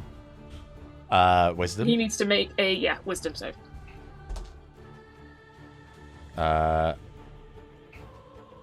You see him freeze. Okay. His body freezes and locks in place. The panic in his eyes just start to light up. You see that just from the sheer tension of being right now paralyzed as a status. You see that he starts gritting his teeth to the point where they start to break, and they're starting to get blood pouring out of it too. Okay. I believe we discussed it's controlling the blood of this person. Just fire it like as soon as the nail hits him. Dude. Okay. Just like freezing his blood in Man. And because he can't really do shit, I'm going to use bonus action to Misty Step right in front of him. 30 feet, Misty Step, just so you know. Is it 30 And feet? you can't do it because it's 2 spells in one Oh, turn. you're... Oh, yeah. Yeah, that's right. yeah, because you're... Yeah, it is Okay. It is 2, unfortunately. Good looking out, though. Oh, But yeah, that's you true. can still move. You can still move towards Excellent. him. Okay, I'll head towards him then. Okay, 30 feet. Good looking out, Naomi. Yeah, you're like... Yeah, you're close to him right there. Okay. So for those who don't know what the status paralyzed is in D&D, if you were to do an attack on them, you get advantage on the roll. If it's I believe everything is a crit damage, right? Every attack, if you hit them, it's crit damage. You get advantage. I'm not sure about crit. Oh, They no. fail dexterity saving throws, right? Paralyzed is, if it's whole person, paralyzed is, if you hit, it's crit damage. Ooh, Yeah, paralyzed. okay. Paralyzed creature is incapable of... They can't move or can't speak. They automatically fail strength and dexterity saving throws. Attack rolls against the creature have advantage. Any attack that hits the creature with critical damage if the attacker is within 5 feet of the creature. Okay, so melee attacks. But, Yeah. whole person is fucking nasty. Mm. Okay, so, that being said, Davey, So you said they automatically fail dex saving throws, is that right? Yep. correct? All right, Davy is going to just move up to Lynn's. Kind of and behind is them. going to just right there is going to begin to move their staff, and you watch as they start to suck all of the moisture out of the trees around these people. This like brackish water begins to coalesce as they cast Tidal Wave. Both of them are within 30 feet of each other. Yep, so she can hit both of them. So that's 2 dexterity saving throws, one of which One is failed fails, automatically. Mhm. Come on, buddy. Davy is so scary, bro. Druids are nasty. Davy is so scary. Okay, I'm really rooting for this one person. I'm really rooting for this dude. Yo, let's. He will live to tell the tale of the horrible I've got- Who are party you he rooting for? encountered. I'm rooting for this. This dude. High The on one the that hill. shot me? Oh, interesting. The high on the hill was a lonely Yeah. fucker. Yeah, that's right. That's interesting. But I am rolling on roll 20 for this. Nope, fail. All right, they will both take 48 points of bludgeoning damage. So that is 15 points of bludgeoning damage, and they're both knocked prone. Prone. Cool. All right, they're prone. And then Davy has 15 more feet of movement, so they are going to get in range of this one, in melee range. Yeah, that's fine. Okay. Okay. Oh boy, level 5 is fun. How fun is level 5? It's so good. Okay. After Davy. Oh, sorry. And they can't do that because too many spells. Okay, never mind. Okay. Rain. You So- see One-Eyed Billy is looking like they're about to turn around. You see that one has been knocked prone and there's blood spilling out of their mouth from this paralysis that Lynn has just given them. You don't really see the other person that well. The one-eyed Billy guy, he was hit with return though, right? So he's being forced to walk back. On his Yep. turn, yes. So you can leave him be if you want to, and go for the other one. The one on the hill. Mm-hmm. If you can reach him, 'cause I Oh, could the deal one with that the you're other rooting for? Absolutely. Yeah, thank you. Fuck him up. Aw, that's such Take a him out. bummer. Anyways, Eldritch Blast. Yeah. They're not prone, so I don't know how this is gonna work. Technically, you'd have disadvantage because they're not prone from the tidal wave. So you're gonna be rolling Eldritch Blast at disadvantage, and they have a lot of cover. You do have 2 attempts at Eldritch Blast though, because you're a level 5 character. I have 2 attacks, so I roll twice. Yes, you do. He's they- on the way out. This but- is a freebie. but Take a chance. Both are at With disadvantage. the power of being a new cat owner. Link, give me your strength. Oh,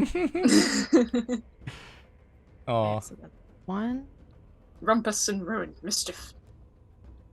Okay, so 15 was the higher roll. 15 was the higher roll.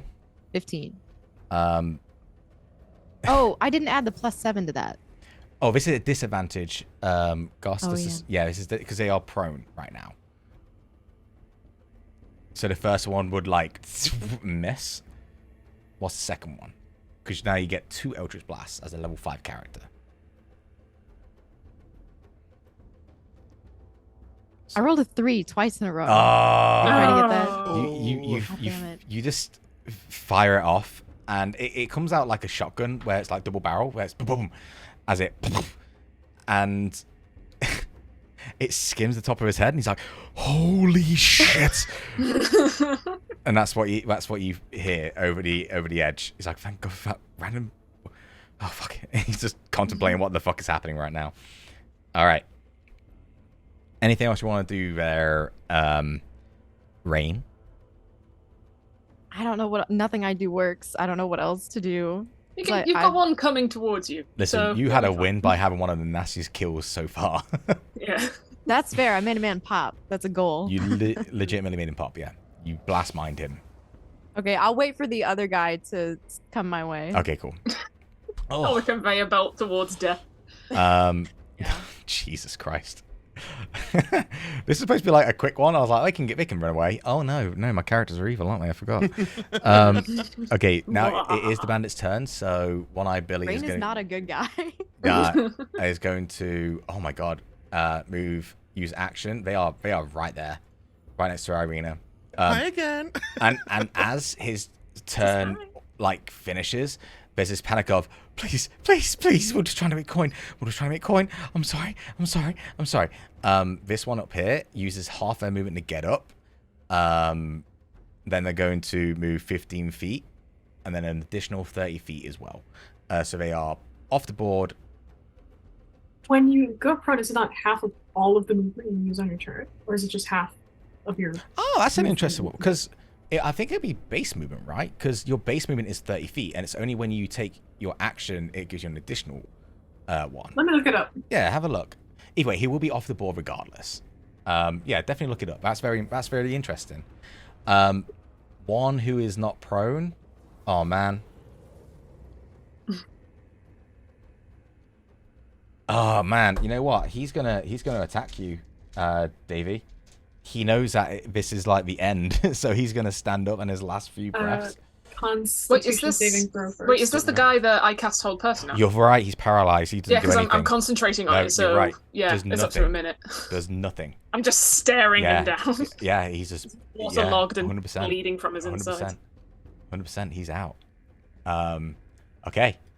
Yeah, double check it. They are out regardless. I think it is only your base movement. I feel like it is, right? It feels yeah, we'll say that for now, man. If it needs to be addendum, it's who gives a shit? You've won the fight either way.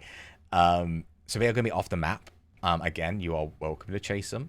But they are absolutely going to be using their movement to get out of this situation. Bye. And I do hate loose ends. Oh, don't worry, it might come around. Who knows? We're okay. only 45 feet away. All right. Oh, so they're still nearby, is what you're saying. Yeah. Okay. Irina. Irina's going to look at this person who's saying please. Could you lot roll me a d20? Who's going to roll at this time? I think Bakor on this moment, because you were the one who casted command on them. I want you to roll a d20. Below a 10, they stab them in the heart. Above a 10, they will look around and see what's happening here. I rolled a 16. 16. So you see that her blade, her hand holding her blade is like getting taut. And there's this moment of... You catch her listening to this person. Maybe there's a level of empathy she's having. But yeah, she holds right now. She holds. Okay. My turn, I guess. It is Bakor. So the person's off the board, he's gone, right? From your position, you would not be able to see them anyway. No? Okay. Yeah, there's a hill. They've just gone into the trees. Yeah, they are out of your sight right now. Okay, I'm going to take this kill then from Rain. Oh, Rain will remember this. You made a man blow up. Let me have like at least one moment of glory here. Oh, I'm going to take my Rain's going to step aside. I think from that position, you actually step on the corpse that exploded. Yeah, you got a high ground. Rain's got like a mist of red on one side of him, just like spattered. Wow, dude. What I'm gonna do is I'm gonna take my longsword and grab it by the hills and go to stab it down his throat. I'm assuming he's groveling right now on the floor, right? He's not groveling, but he is like standing there. I'm gonna definitely give you advantage on this purely because of how fucked he is in this situation. Right, we swing, baby. If he still has a reaction, so there is a chance he could just go no, one more chance. But we're gonna see. If for you to avoid that, you need to be rolling a 17 because 17 hits. Okay, well I rolled a 10, so. Oh. Yeah, you kind of go down to swing, and you hit the floor right in front of him. And he's like, please, please. I feel sad. Are we the bad guys? Let Rain take the kill. So I'll take my bonus action to like kind of step this side. I'm like, hey, Rain, you do it. Missed your opportunity. I mean, it's not technically my turn. I can't do anything right now, right? Bakor, what's your AC? They used their 18. reaction to parry, so they can't. No, it did not. We didn't need to. Okay. 18. They rolled too low. Because I was like, oh, they have it, though. What was it, 18? Armor class is 18, yeah. Oh, man. You... Oh, you know what's actually cooler? They miss, but as you kind of step away from them, they swing, and it's Irina who parries their blade. Oh. And the blade lands on the floor next to them. And he just stares, not knowing what to do now.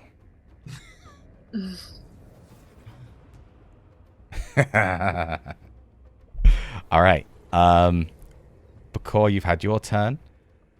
Lint, you have a paralyzed enemy in front of you, bleeding out the mouth, looking at you. Oh. It's also another thing I had in mind for the guy who was running. But you'd have to position which yourself. Which one should I go? You'd have to position yourself a little bit because there's trees in the way, so we're gonna have like a bit of cover. But it wouldn't be too hard because you're No, close. there would absolutely be like cover, but you could still do it 100%. They get like a +2. No, the blast radius is too large. I'm not gonna do that. I'm gonna. That's a terrifying thing to say, my dude. I was considering fireball. Fireball? Do it. I was. Do it. I mean, if you want The to do that, thing is, the spell says I don't necessarily have to see him. I just have to point my finger in the direction you of can where he is. absolutely you can absolutely do it. Yes. Do it. So yeah, You can absolutely just do it. thinking like, this fucker. We're not gonna let him get away. No, we can't. No one So- can know if you're alive. No Yeah, one can hang on. disrespect us like that. Yeah, in casting this, I would have to drop concentration on the paralyzed dude, but he is. No. You don't. No, Fireball's not fireball's- concentration. Fireball's not Oh, concentration. okay. All right. So yeah, still staring at the dude who I'm focusing concentration on. I just snap my finger to the side, Yeesh. pointing it in the direction, and cast fireball. Man. Yeah. That's so cool. And he I has to love make a it. dexterity saving throw, and even if he succeeds, he takes half damage Yep. of 8d6. Isn't fighting fun? God. I love Is how, Lynn like- hot? Is Lynn cool? Lynn is hot. Lynn's so hot. I love how Irina's only ever seen us be goofy, and now we're completely like murdering people. We are murdering this fucking. We're murdering people that Yeah. are running away. On a cliff Earlier, with a we were bungee jumping off cord, a you just cliff and slaughtering petting a people. horse. Lynn still hasn't gotten over his panic attack, so that fast heartbeat is now adrenaline. Ooh, hell yeah. Okay, so Can I- they are gonna roll. Yeah, for a dexterity save. So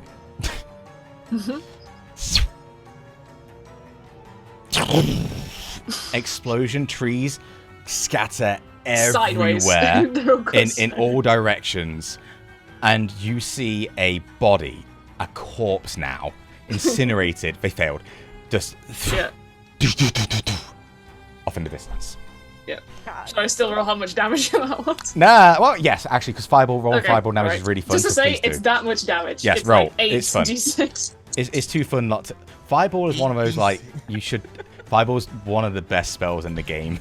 Did you say 8d6? Yeah. 8d6. Oh my. Oh my god. So, 6, Yeah. 12, Yeah. 18, 24, What a crazy spell. It's great. Bakor. 24, 30, It's one of the best 34, damage dealing spells. 38 damage. Yeah, just crisp. Okay. And I'm still staring at the other fucker. Yeah, and that Not even looking as the corpse just right question: in front of me. whole person, does it have a save at the end of their turn? I'll have a look. Please do, because I think they do have a chance to get out of there, but I don't know. That might be At something the else. end of each of its turns, so I yes, do it can need make to another roll. wisdom save. Okay, I'm gonna roll. Mhm. They do get out of it. They rolled an actual 17. Shit. They are. Alright. They are. Oh man, that's at the end of their turn, though, right? Yeah, End at the turn. end of that turn. Okay, so we can't do anything regardless. They still. Okay, yeah. They're still prone. They're still prone. They're still prone. Yeah. I got Davey, you. I got finish you, him off. Davey. Don't you worry. Davey, if your choice is to kill them, tell me how you do it. Well, should I roll first? See if I hit? No, you're gonna hit. I'm gonna let you hit. Oh, Let's okay. go. Let's It's at finish this. advantage anyway, because he's still. Davey's just going to tilt her head and say, I said, I don't like it when people hurt my friends. And from where their staff is touching the ground, see stalks of mushrooms begin to come out of their staff and surround this person's What are you doing? Don't. And they begin to pierce flesh. They say. They begin to pierce flesh, and necrotic energy goes through them. And I'm actually, this is going to technically take a minute, but I'm going to use Animate Dead to turn them into a walking corpse. We have a pet! Another one! So, as you kill them outright, and for flavor, like, if you don't mind me adding this in as well, the staff itself is what you use to kill them. Is that what you use? Mm-hmm. You kind of hit them, and the mushrooms that are surrounding your body sort of grow on your staff and work its way down into the corpse. And as it enters their body starts to just twitch and shift, and eyes start to open, but as they open, they melt away. And all you hear is them go.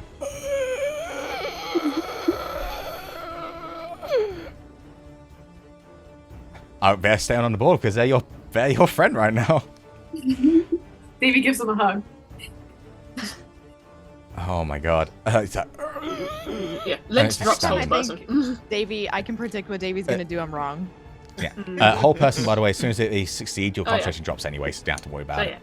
It just turns around to see how Rain and Cart are going to finish this fucker off. So in this minute of this happening, do you two want to do it at the same time? Like me and Rain together? Mm-hmm. If your goal, if you're okay with that, yeah. If you're okay with that as players, that you both do it at the same time, or else it's just gonna like slow the game down a little bit. We're at the end of this fight right now. So yeah. So if we're gonna do it together, I'm just gonna buff Rain. I'm gonna go ahead and cast Enhanced Ability on Rain. Cool. Nice. So I'm gonna go ahead and give them. So it doesn't count. I'm gonna give them Cat's Grace. Okay, yeah. So it's not attack rolls, but ability checks. So if you want to flavor it a little bit, you're welcome to. I'm just he's dead, right? So he's gonna flavor it. Yeah, absolutely. So you do cast that on Rain. So Rain, you have Cat's Grace, which is advantage on dexterity checks, is it? Mm-hmm. Yeah. So Rain, and you as Goss as a player, with that in mind, that you are a lot more dexterous now. Describe to me how you would take this One-Eyed Billy out. So Rain's gonna match his pace as he's forced to come back, because rushing him and killing him quickly is not enough at this point. Like you said, it's personal now. So Rain's gonna slowly walk as he slowly walks, and while everything's going on behind Rain, there's an explosion on one end. Rain is covered in a spattered blood on one. One of them is becoming an animated corpse, but Rain does not break eye contact with him for a second. White eyes, white hair, spattered blood, pulls out a single gold coin and leans in close to him and goes, "Is this what you wanted?" He's gonna toss the coin up in the air and swipe down with booming blade as it falls in front of his face. As it hits with booming blade, it first off encompasses him. The booming blade sort of cuts past, and you see his chest start to crack. And the moment he steps back to desperately get away from you, that's when booming blade truly triggers. So now Rain is just covered in blood.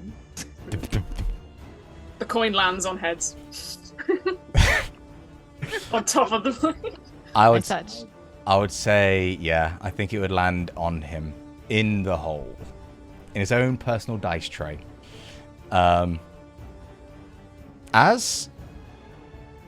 This is fascinating as a DM, because I didn't think, this is fascinating. As this fight comes to a close, I need you all to make wisdom saving throws.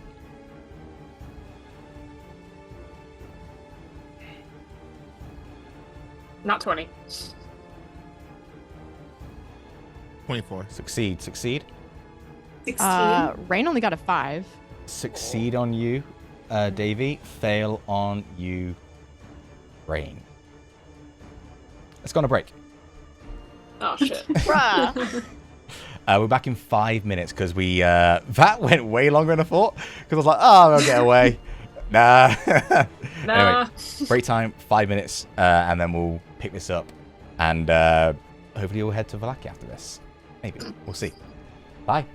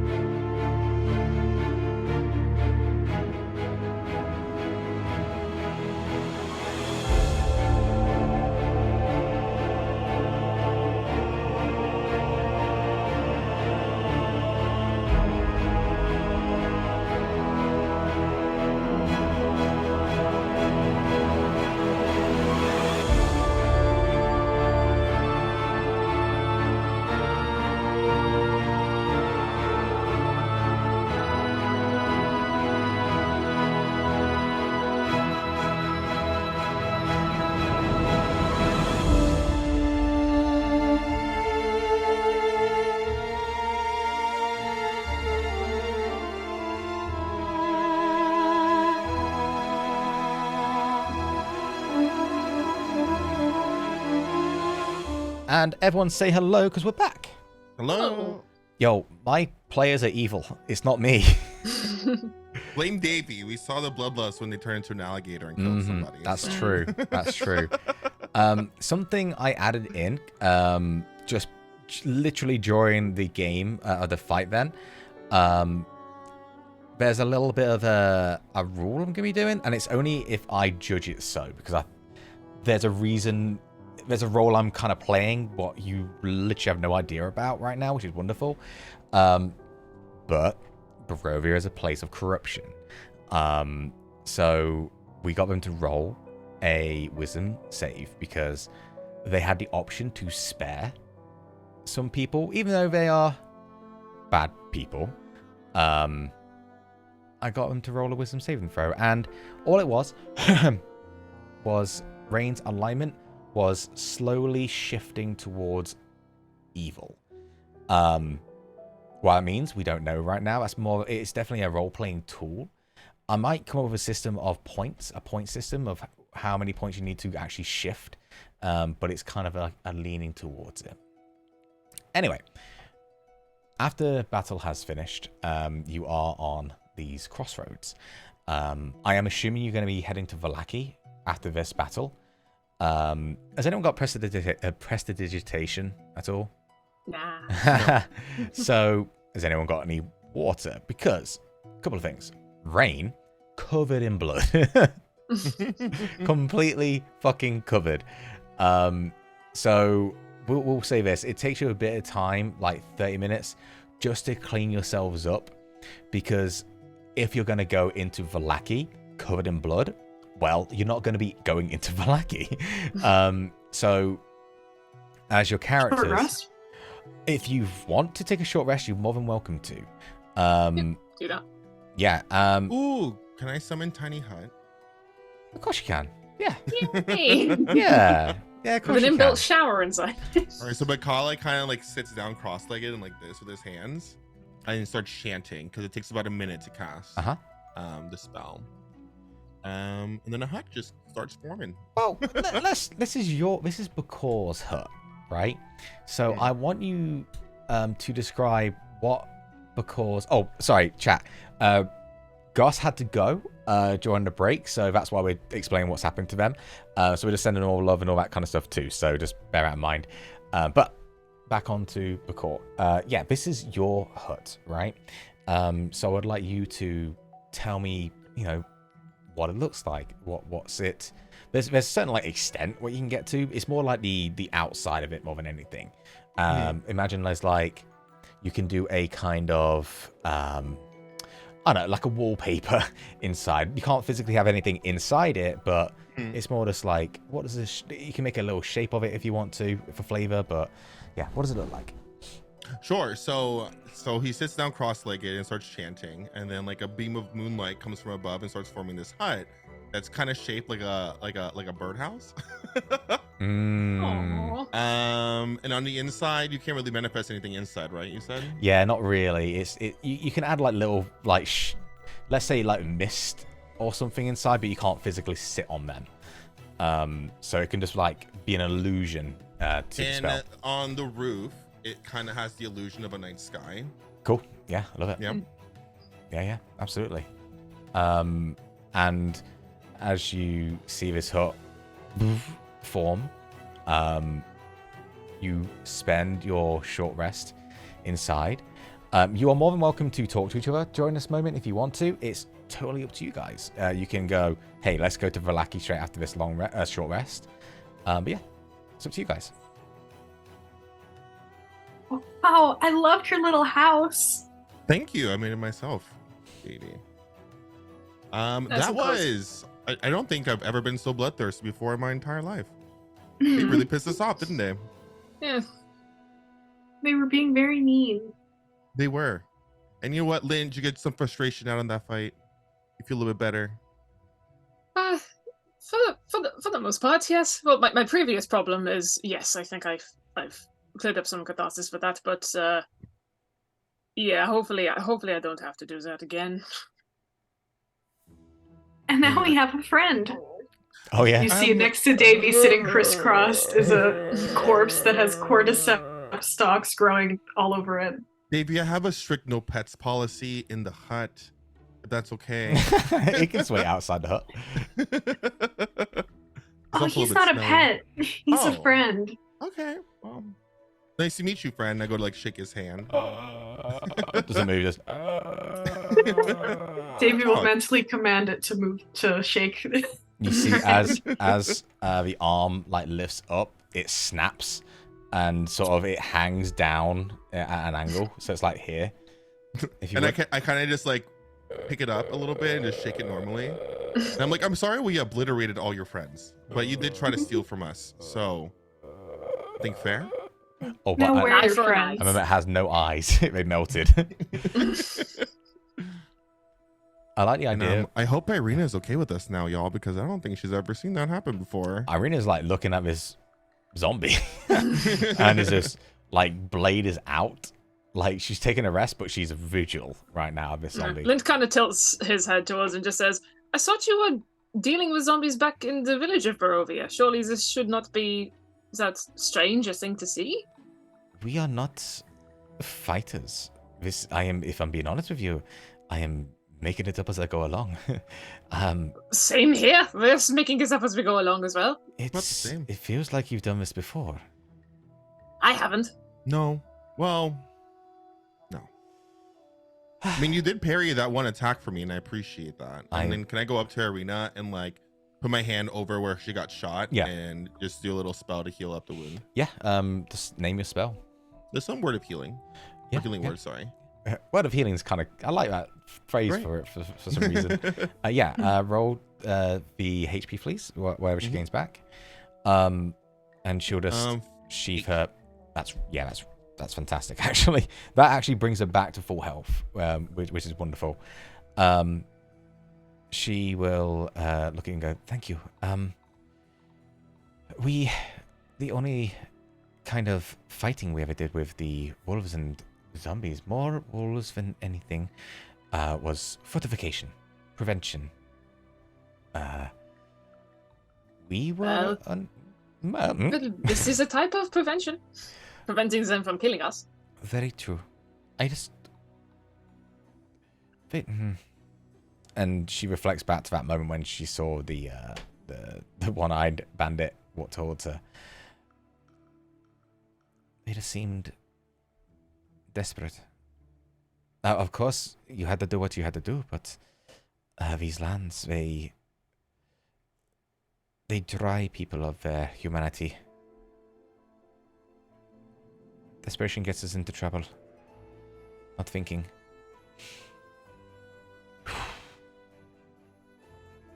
Okay. To Vallaki. What is the plan? Are we heading to the orphanage? What are we doing? I think that was the plan. Okay. Finds the saint's bones or whatever it was that we were trying to do. Okay. That is fine. We'll take a rest and then we will make our way.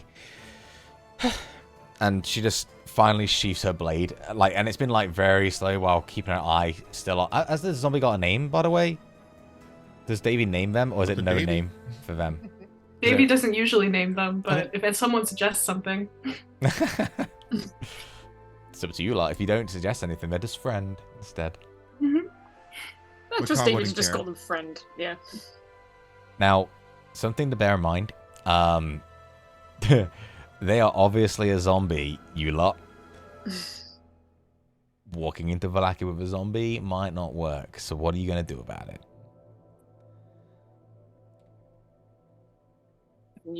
David, can you ask them to patrol the outside?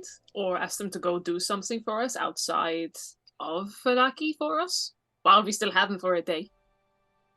Could, but we just got him. Don't we want to keep him? I don't think the town is going to let us keep him. Why not? Because he's a flesh-eating monster. Because he Maybe. made flesh silly? If he brings you happiness, then maybe you could argue with the Burgermeister that it's bringing you happiness, therefore he will bring happiness to the town, and he may allow it. He wants happiness. Like, to be clear, we're fine with you bringing it. It's not me and Lynn and Rain. No. It's, So it's up to you, Davey. Well, I guess he could wait outside. Why don't we have him wait at the hut?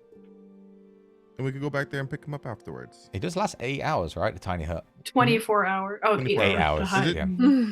But I think it disappears when you leave it. Oh yeah, I don't think Oh, it is that what it that is? is correct. Mm. That is Yeah. correct. Yeah, that's true. Okay. Good idea though. To think about it. Zombie. Here, I'll do this. I'll take some rope out of my bag and I'll tie him to a tree. Now he can't go anywhere, Davey, and we come back from. Okay. Oh, interesting. So, as you tie them up, and you head to Valaki, if that's okay with you guys, me saying that, by the way. Davey would do one more thing. Davey would think about Please. what Irina said about the lands and everything, and they're just gonna go up to the one body that Rain killed and sort of kneel down a little bit and use some druid craft in order to make tiny little mushrooms begin to grow out of their skin a little bit. And then as they're walking back, they're going to do the same thing to the one that was running to the forest and got fireballed. You'll have to find that one. That one went fucking flying. But we'll say with a bit of time, you do find the. He jumped 500 feet into the air and scattered his entire self across a wide area. Pretty much, yeah. Pretty much. And Davey will just say, sometimes the things that come after death are better.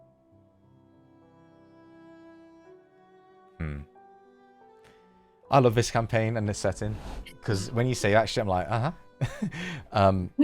That's deep. As you leave Friend tied to a tree, something that you would not see yet is as they're tied, the mushrooms that have like kind of taken over their body are slowly starting to merge with the tree itself as you walk into Valaki. You go past the gates. I'm going to say after a bit of time, after the short rest and all that kind of stuff, you have cleaned yourself up. You make your way through the gates. The guards recognize you from earlier and allow you to come in. You walk past the Church of St. Andral. And as you enter the town square, please make me a quick perception check. By the way, you would know that the orphanage is nearby. Just bear that in mind. So we don't have to be like, where is it? It's just, you do know where it is. You're going to be angry 17. with me. Nat 20? Yep. That's okay. You didn't have all 14. Nat 20s today. 14. What was yours, Naomi? Sorry for interrupting your food. Just show me your fingers. D&D, everyone. 17. Okay. So, I believe you can all see this then. So, the signs that you saw when you were walking through the town square regarding the what's the Wolf's Head? Jamboree, I believe it's called. I need to scroll through town square. You lot, I'm sorry. You do notice that there are a number of guards kind of not patrolling as in looking around for villains and bad guys. You see that they are taking these posters down and they are replacing them with another poster. You see that the now slightly decayed wolf heads that are were displayed have been taken down and like chucked away, if you would. Wait, who rolled the highest? Just so I know. Natural 20 from Lint, which makes what? 22. So you see as they are taking this down, there is a slightly more authoritative figure walking around with some of the guards, kind of commanding them to take the posters down and replace and start to clean up and set up for the next festival, which is happening in, I believe it's 2 days now, actually. This figure is kind of slim in build, but with very like skin close to the cheeks, bald head, dark brown skin, and what was 24, was it, Lynn? 22. 22? Anyone roll over 22? You see, yeah, 22. You catch it.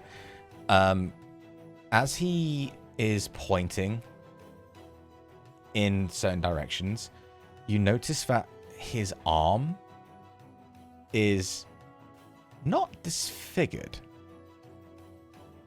but definitely not human. He himself looks human. He is human, but his arm seems different. You can't tell exactly what is up with the arm. With a 22, you might notice that the fingers themselves are slightly pointed. And he's just commanding, and people are going, "Yes, sir," going around. I'm assuming you would like to see what posters come up, you three. So, the new poster is the following. Come one, come all, to the greatest celebration of the year. The Festival of the Blazing Sun. Attendance and children required, rain or shine. All will be well. For Baron. As you look at these posters, you look around and the townsfolk are just still minding their business, going around, shopping, chatting. There are... I do need to double check this actually, because it's the next day.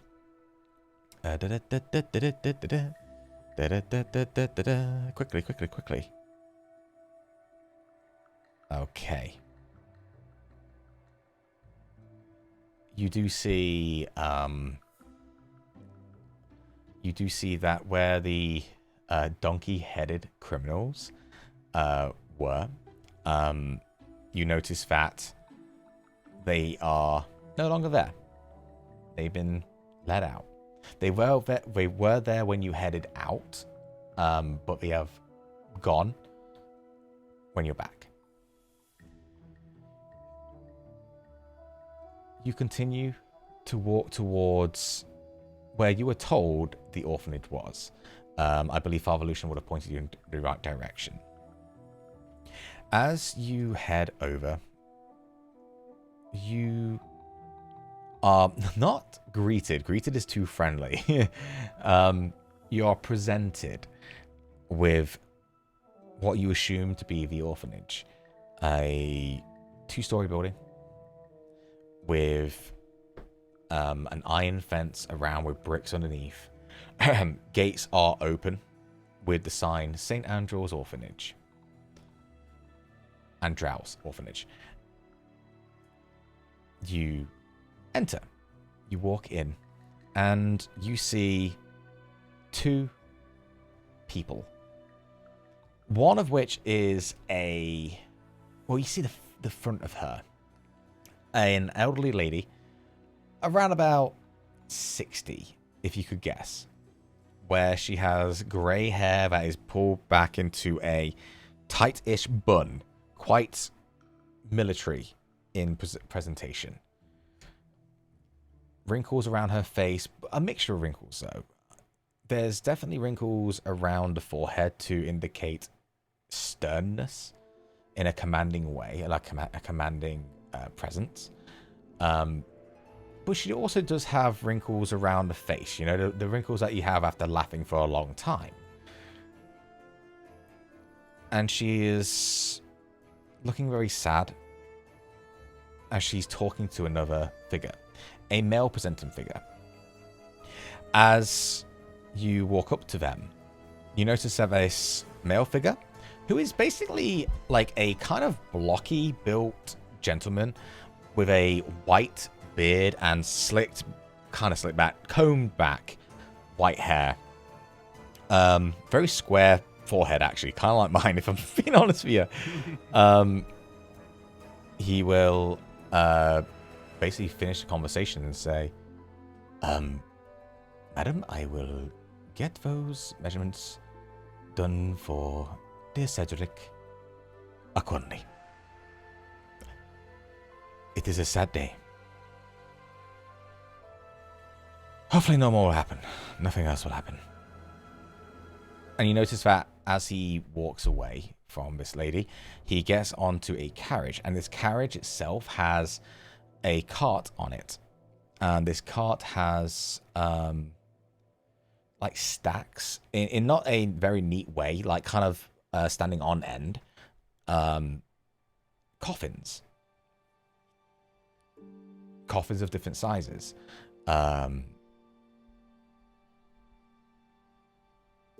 And he just turns to all of you as he gets onto his horse and just sort of nods at you. And he sees Davy waving. He's like,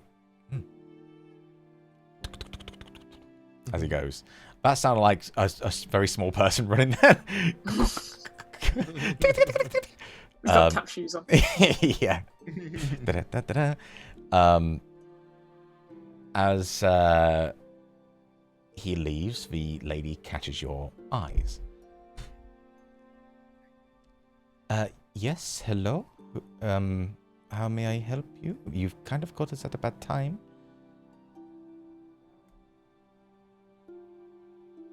Davy will lean over to Bakan, just whisper, "Why are we here again?"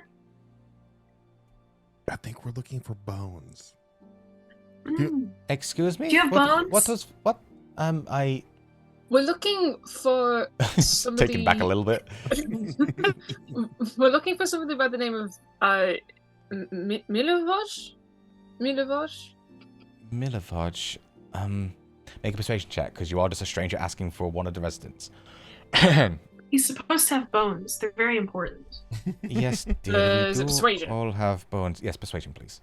Sorry, I wasn't here for this part of last week, so I don't actually remember like why we're. Okay, No, it's all right. sorry, no. Okay. So because just so you know, the Church of Saint Andrew, was hollow ground, which basically means like undead creatures and things can't go there. Someone stole the thing what made it hollow ground, the bones of Saint Andrew. Oh, so we're looking for bones. Okay, great. We are looking for bones. Yeah, we are looking for God, bones. I'm so sorry. I thought I recapped. And I thought I couldn't remember at what point you dropped. I'm so sorry, dude. I vaguely remember someone mentioning that, and that's why I went with it. But okay, clarify it. Ooh. Yeah, It just hit me as soon as you did the lady saying, "Oh, why are you here?" I was like, "Oh, I'm the only one who has the Wow, notes I'm on so this." sorry. Yeah, so Okay, so Milovaj. the interaction we had was really cute. We're going with it. So what you know is Milovaj is the gravedigger of for the church. He does like maintenance as well, but they've been told that this is where he lives. He is a resident at the orphanage. Let's go back into it. Where what did he say? I said we're looking for someone called Milovaj. He says with the persuasion of somebody who's just rolled a lovely 4.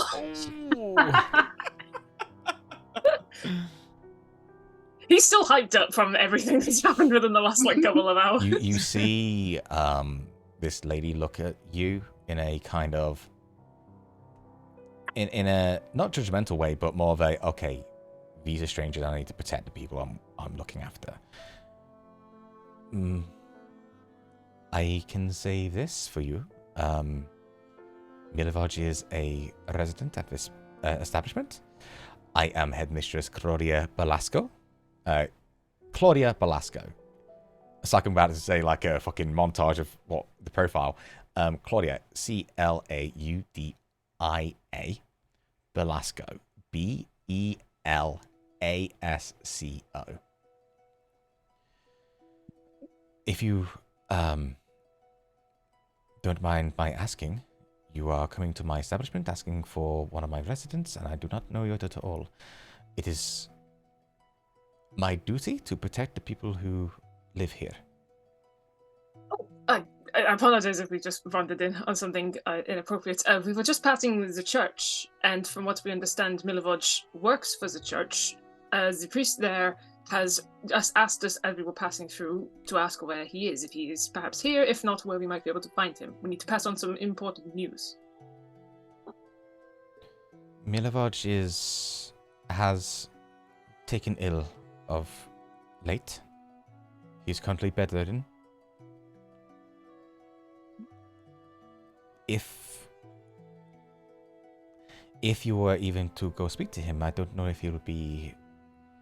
I don't think he'd have the ability to do this. Maybe we could help. In what way, dear? Some of us have magic. Are you healers of sorts? I am actually. in Of fact. sorts. I'd like you both to make a persuasion check. I'm gonna... Because you're both rolling... Okay, I'll do this. Either one of you rolls with advantage, or both of you roll at the same time. It's your persuasion, Baka. Okay, I'll do it. Oh, What what's your... What is your Oh, persuasion? was that persuasion? I have a +4 to persuasion. That's pretty You good. do Yeah. it. So roll at advantage. A lot of charisma. 12. 12. Was that advantage? You can roll again. Yeah, roll again. Take the higher number. 14. Okay. 14's enough. Again, you are dealing with a lady who's just gone through something which you don't know of yet. Claudia will... Did I say Claudia or Claudia? I said Claudia, didn't I? Claudia. Yeah. Claudia will look at you 3, 4, 5, technically. God, it's so hard when it's not. Anyway, you 5 and go, if you are here to help in any way, I would deeply appreciate it. Something is going on in this orphanage, and I don't know what. I will allow you to speak to him. However, if you are not able to heal him immediately, I ask you to help in any way to figure it out. We could do that. I will give you as much info as I can offer. All I ask as well is please do not interrogate my children. You may speak to Milivoj, but the other residents are off of your options. Fine. We're only here for one thing only, and that's to see him. Yeah, I hate kids, so.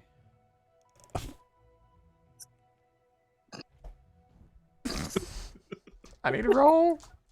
You literally said, I hate kids in front of a person who literally loves kids. He looks after kids. And looks after kids. I mean, like, I don't want to talk to them, you know? So it'll be fine. I'm not going to leave them alone. What's wrong with kids?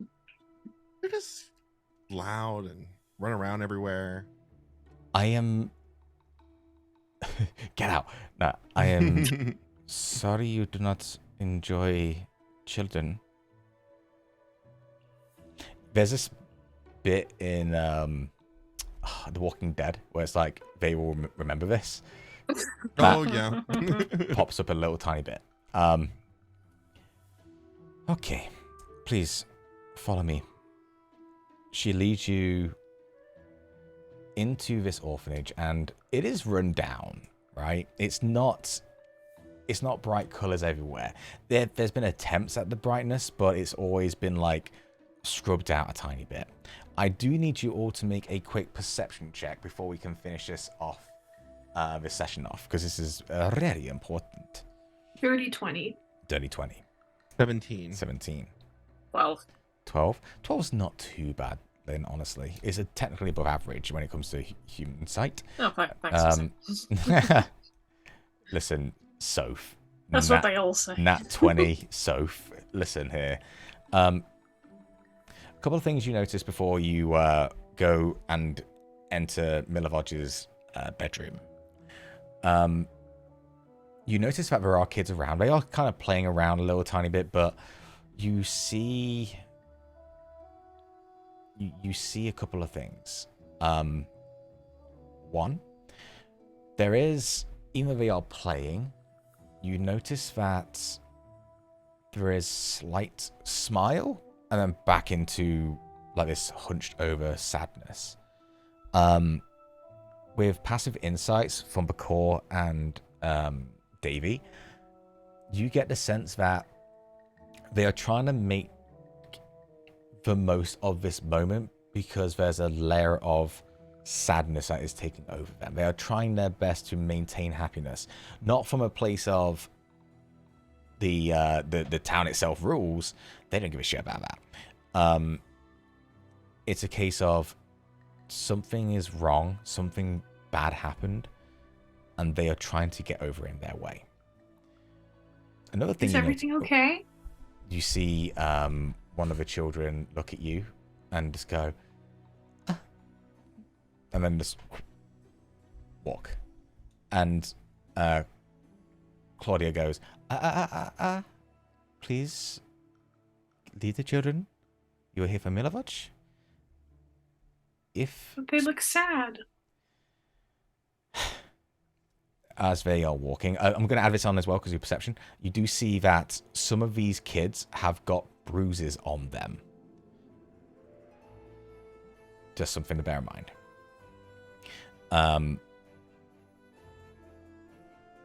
Claudia turns as you're walking up and goes, unfortunately, last night, one of our children, Cedric, and you can catch that she's a strong woman, but it doesn't mean that she lacks emotion. And as she mentions the name Cedric, he was found at the bottom of the building outside,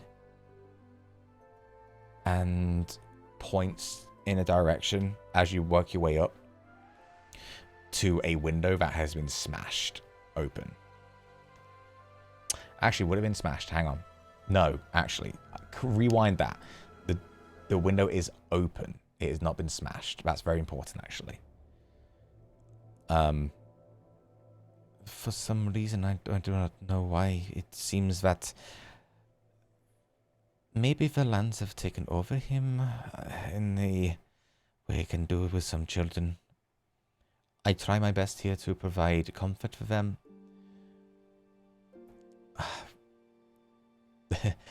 They, for some reason, have been off for sorts. The name Belesco the Bully has been spread about me, and I do not know why. But for some reason, dear Cedric decided to stop it. Can Davy roll an insight check to see if she's lying? Yes, of course. Linda also do that hitting children. I'm not going to allow guidance because you're literally casting a spell in front of her, and she will be like, this is where like guidance will not work. Unless you can Lind also do an insight because he immediately feels very bad on seeing like children with bruises on them. Yes, of course. Let me tell me roll. We got to finish soon, so 19. 19, good. 16. You both rolled high enough to recognize that she is definitely being sincere in what she is saying, and you can tell that there is a deep amount of care that she has for her children here. If you're talking about lying, she's being as truthful as she can be. It's coming from a place of she does not understand what has happened. And through her explaining it to you, she's trying to explain it the best way she can, but she has no idea what really happened. The information she has right now is Cedric jumped. That's it for now. And again, regarding the bruises, if you would, you can definitely see that from her standing. She is a disciplinary person, right? You can't judge right now if she has been the one disciplining these children. You're not sure. You feel like, from judging it, she's more of a using her facial expressions as, you know, when you've been told off by your parents where, like, they might have said your name, but in a certain way where you're like, oh shit, I need to calm down. Like, it's that. It's okay. That kind of sternness. Physical doesn't seem to fit in this one, at least. Anything else, by the way, for anyone? Everyone good? Okay. As you work your way up to Milovod's room, Claudia will turn to you and go, now before you enter, please understand that he is ill. Please do not try to move it around too much. I don't know if you know he is in pain.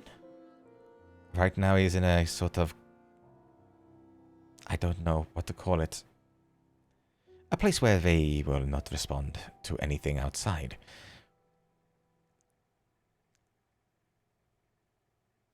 I'm not sure what is happening here, and I fear for my children's safety. She unlocks the door. As I guess, I need to change the music for this, actually. This is not appropriate music. And as you have this door open to you, you see a person in, which we would assume is Milovod. And they are in bed, wrapped up tight. And there is sweat pouring from them.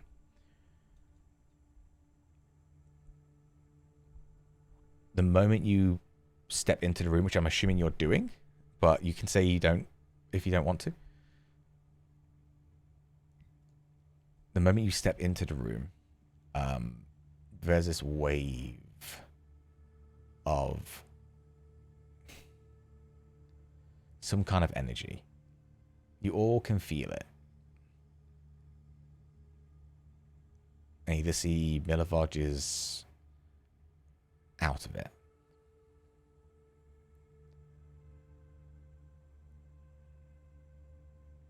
Is there anything you'd like to do before we finish this session? What would be the thing that you would want to do in this moment?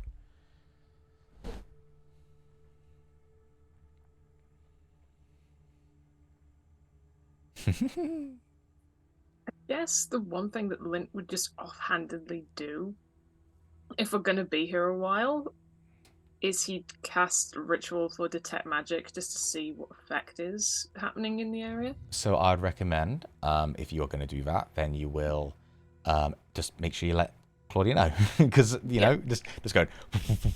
It's kind of, feels like, what's it, Sherlock, where he just enters a room, doesn't say shit, and just goes, there.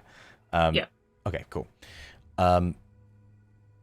Claudia will nod her head and respond with, of course, if you feel like it would help, then of course you can do this.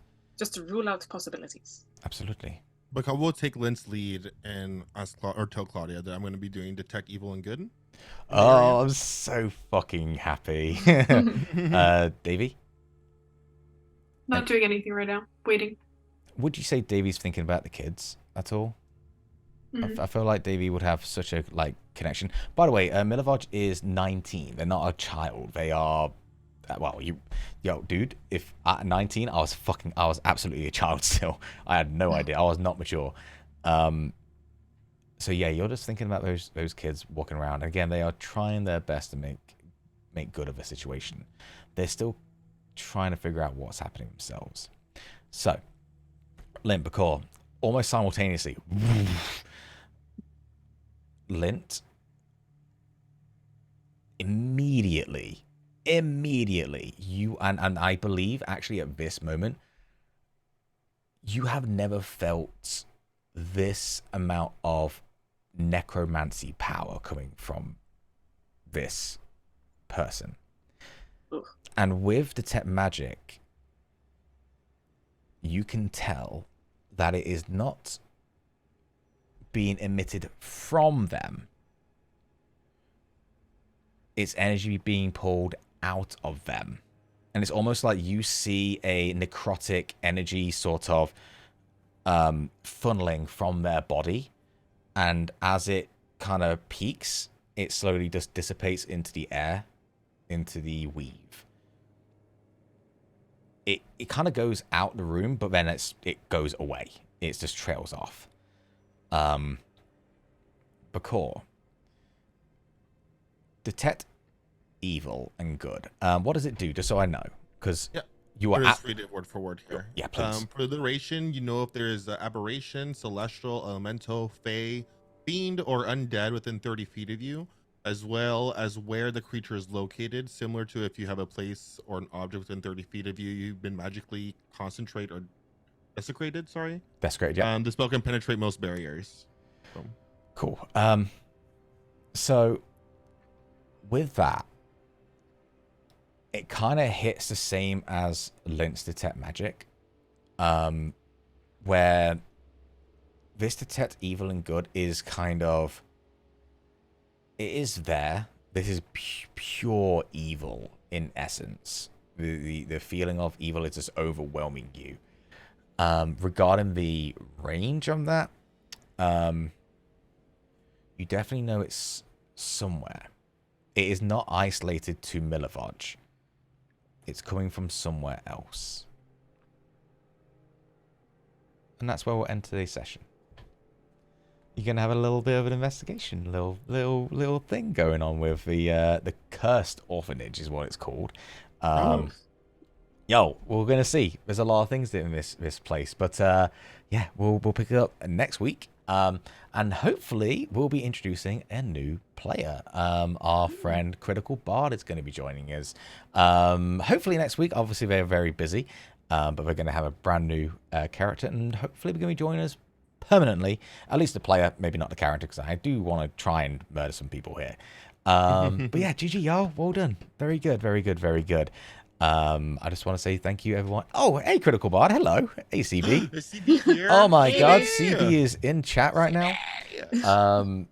Save us. I'm very... I love CB We're a best. lot. Yeah, CB's dope.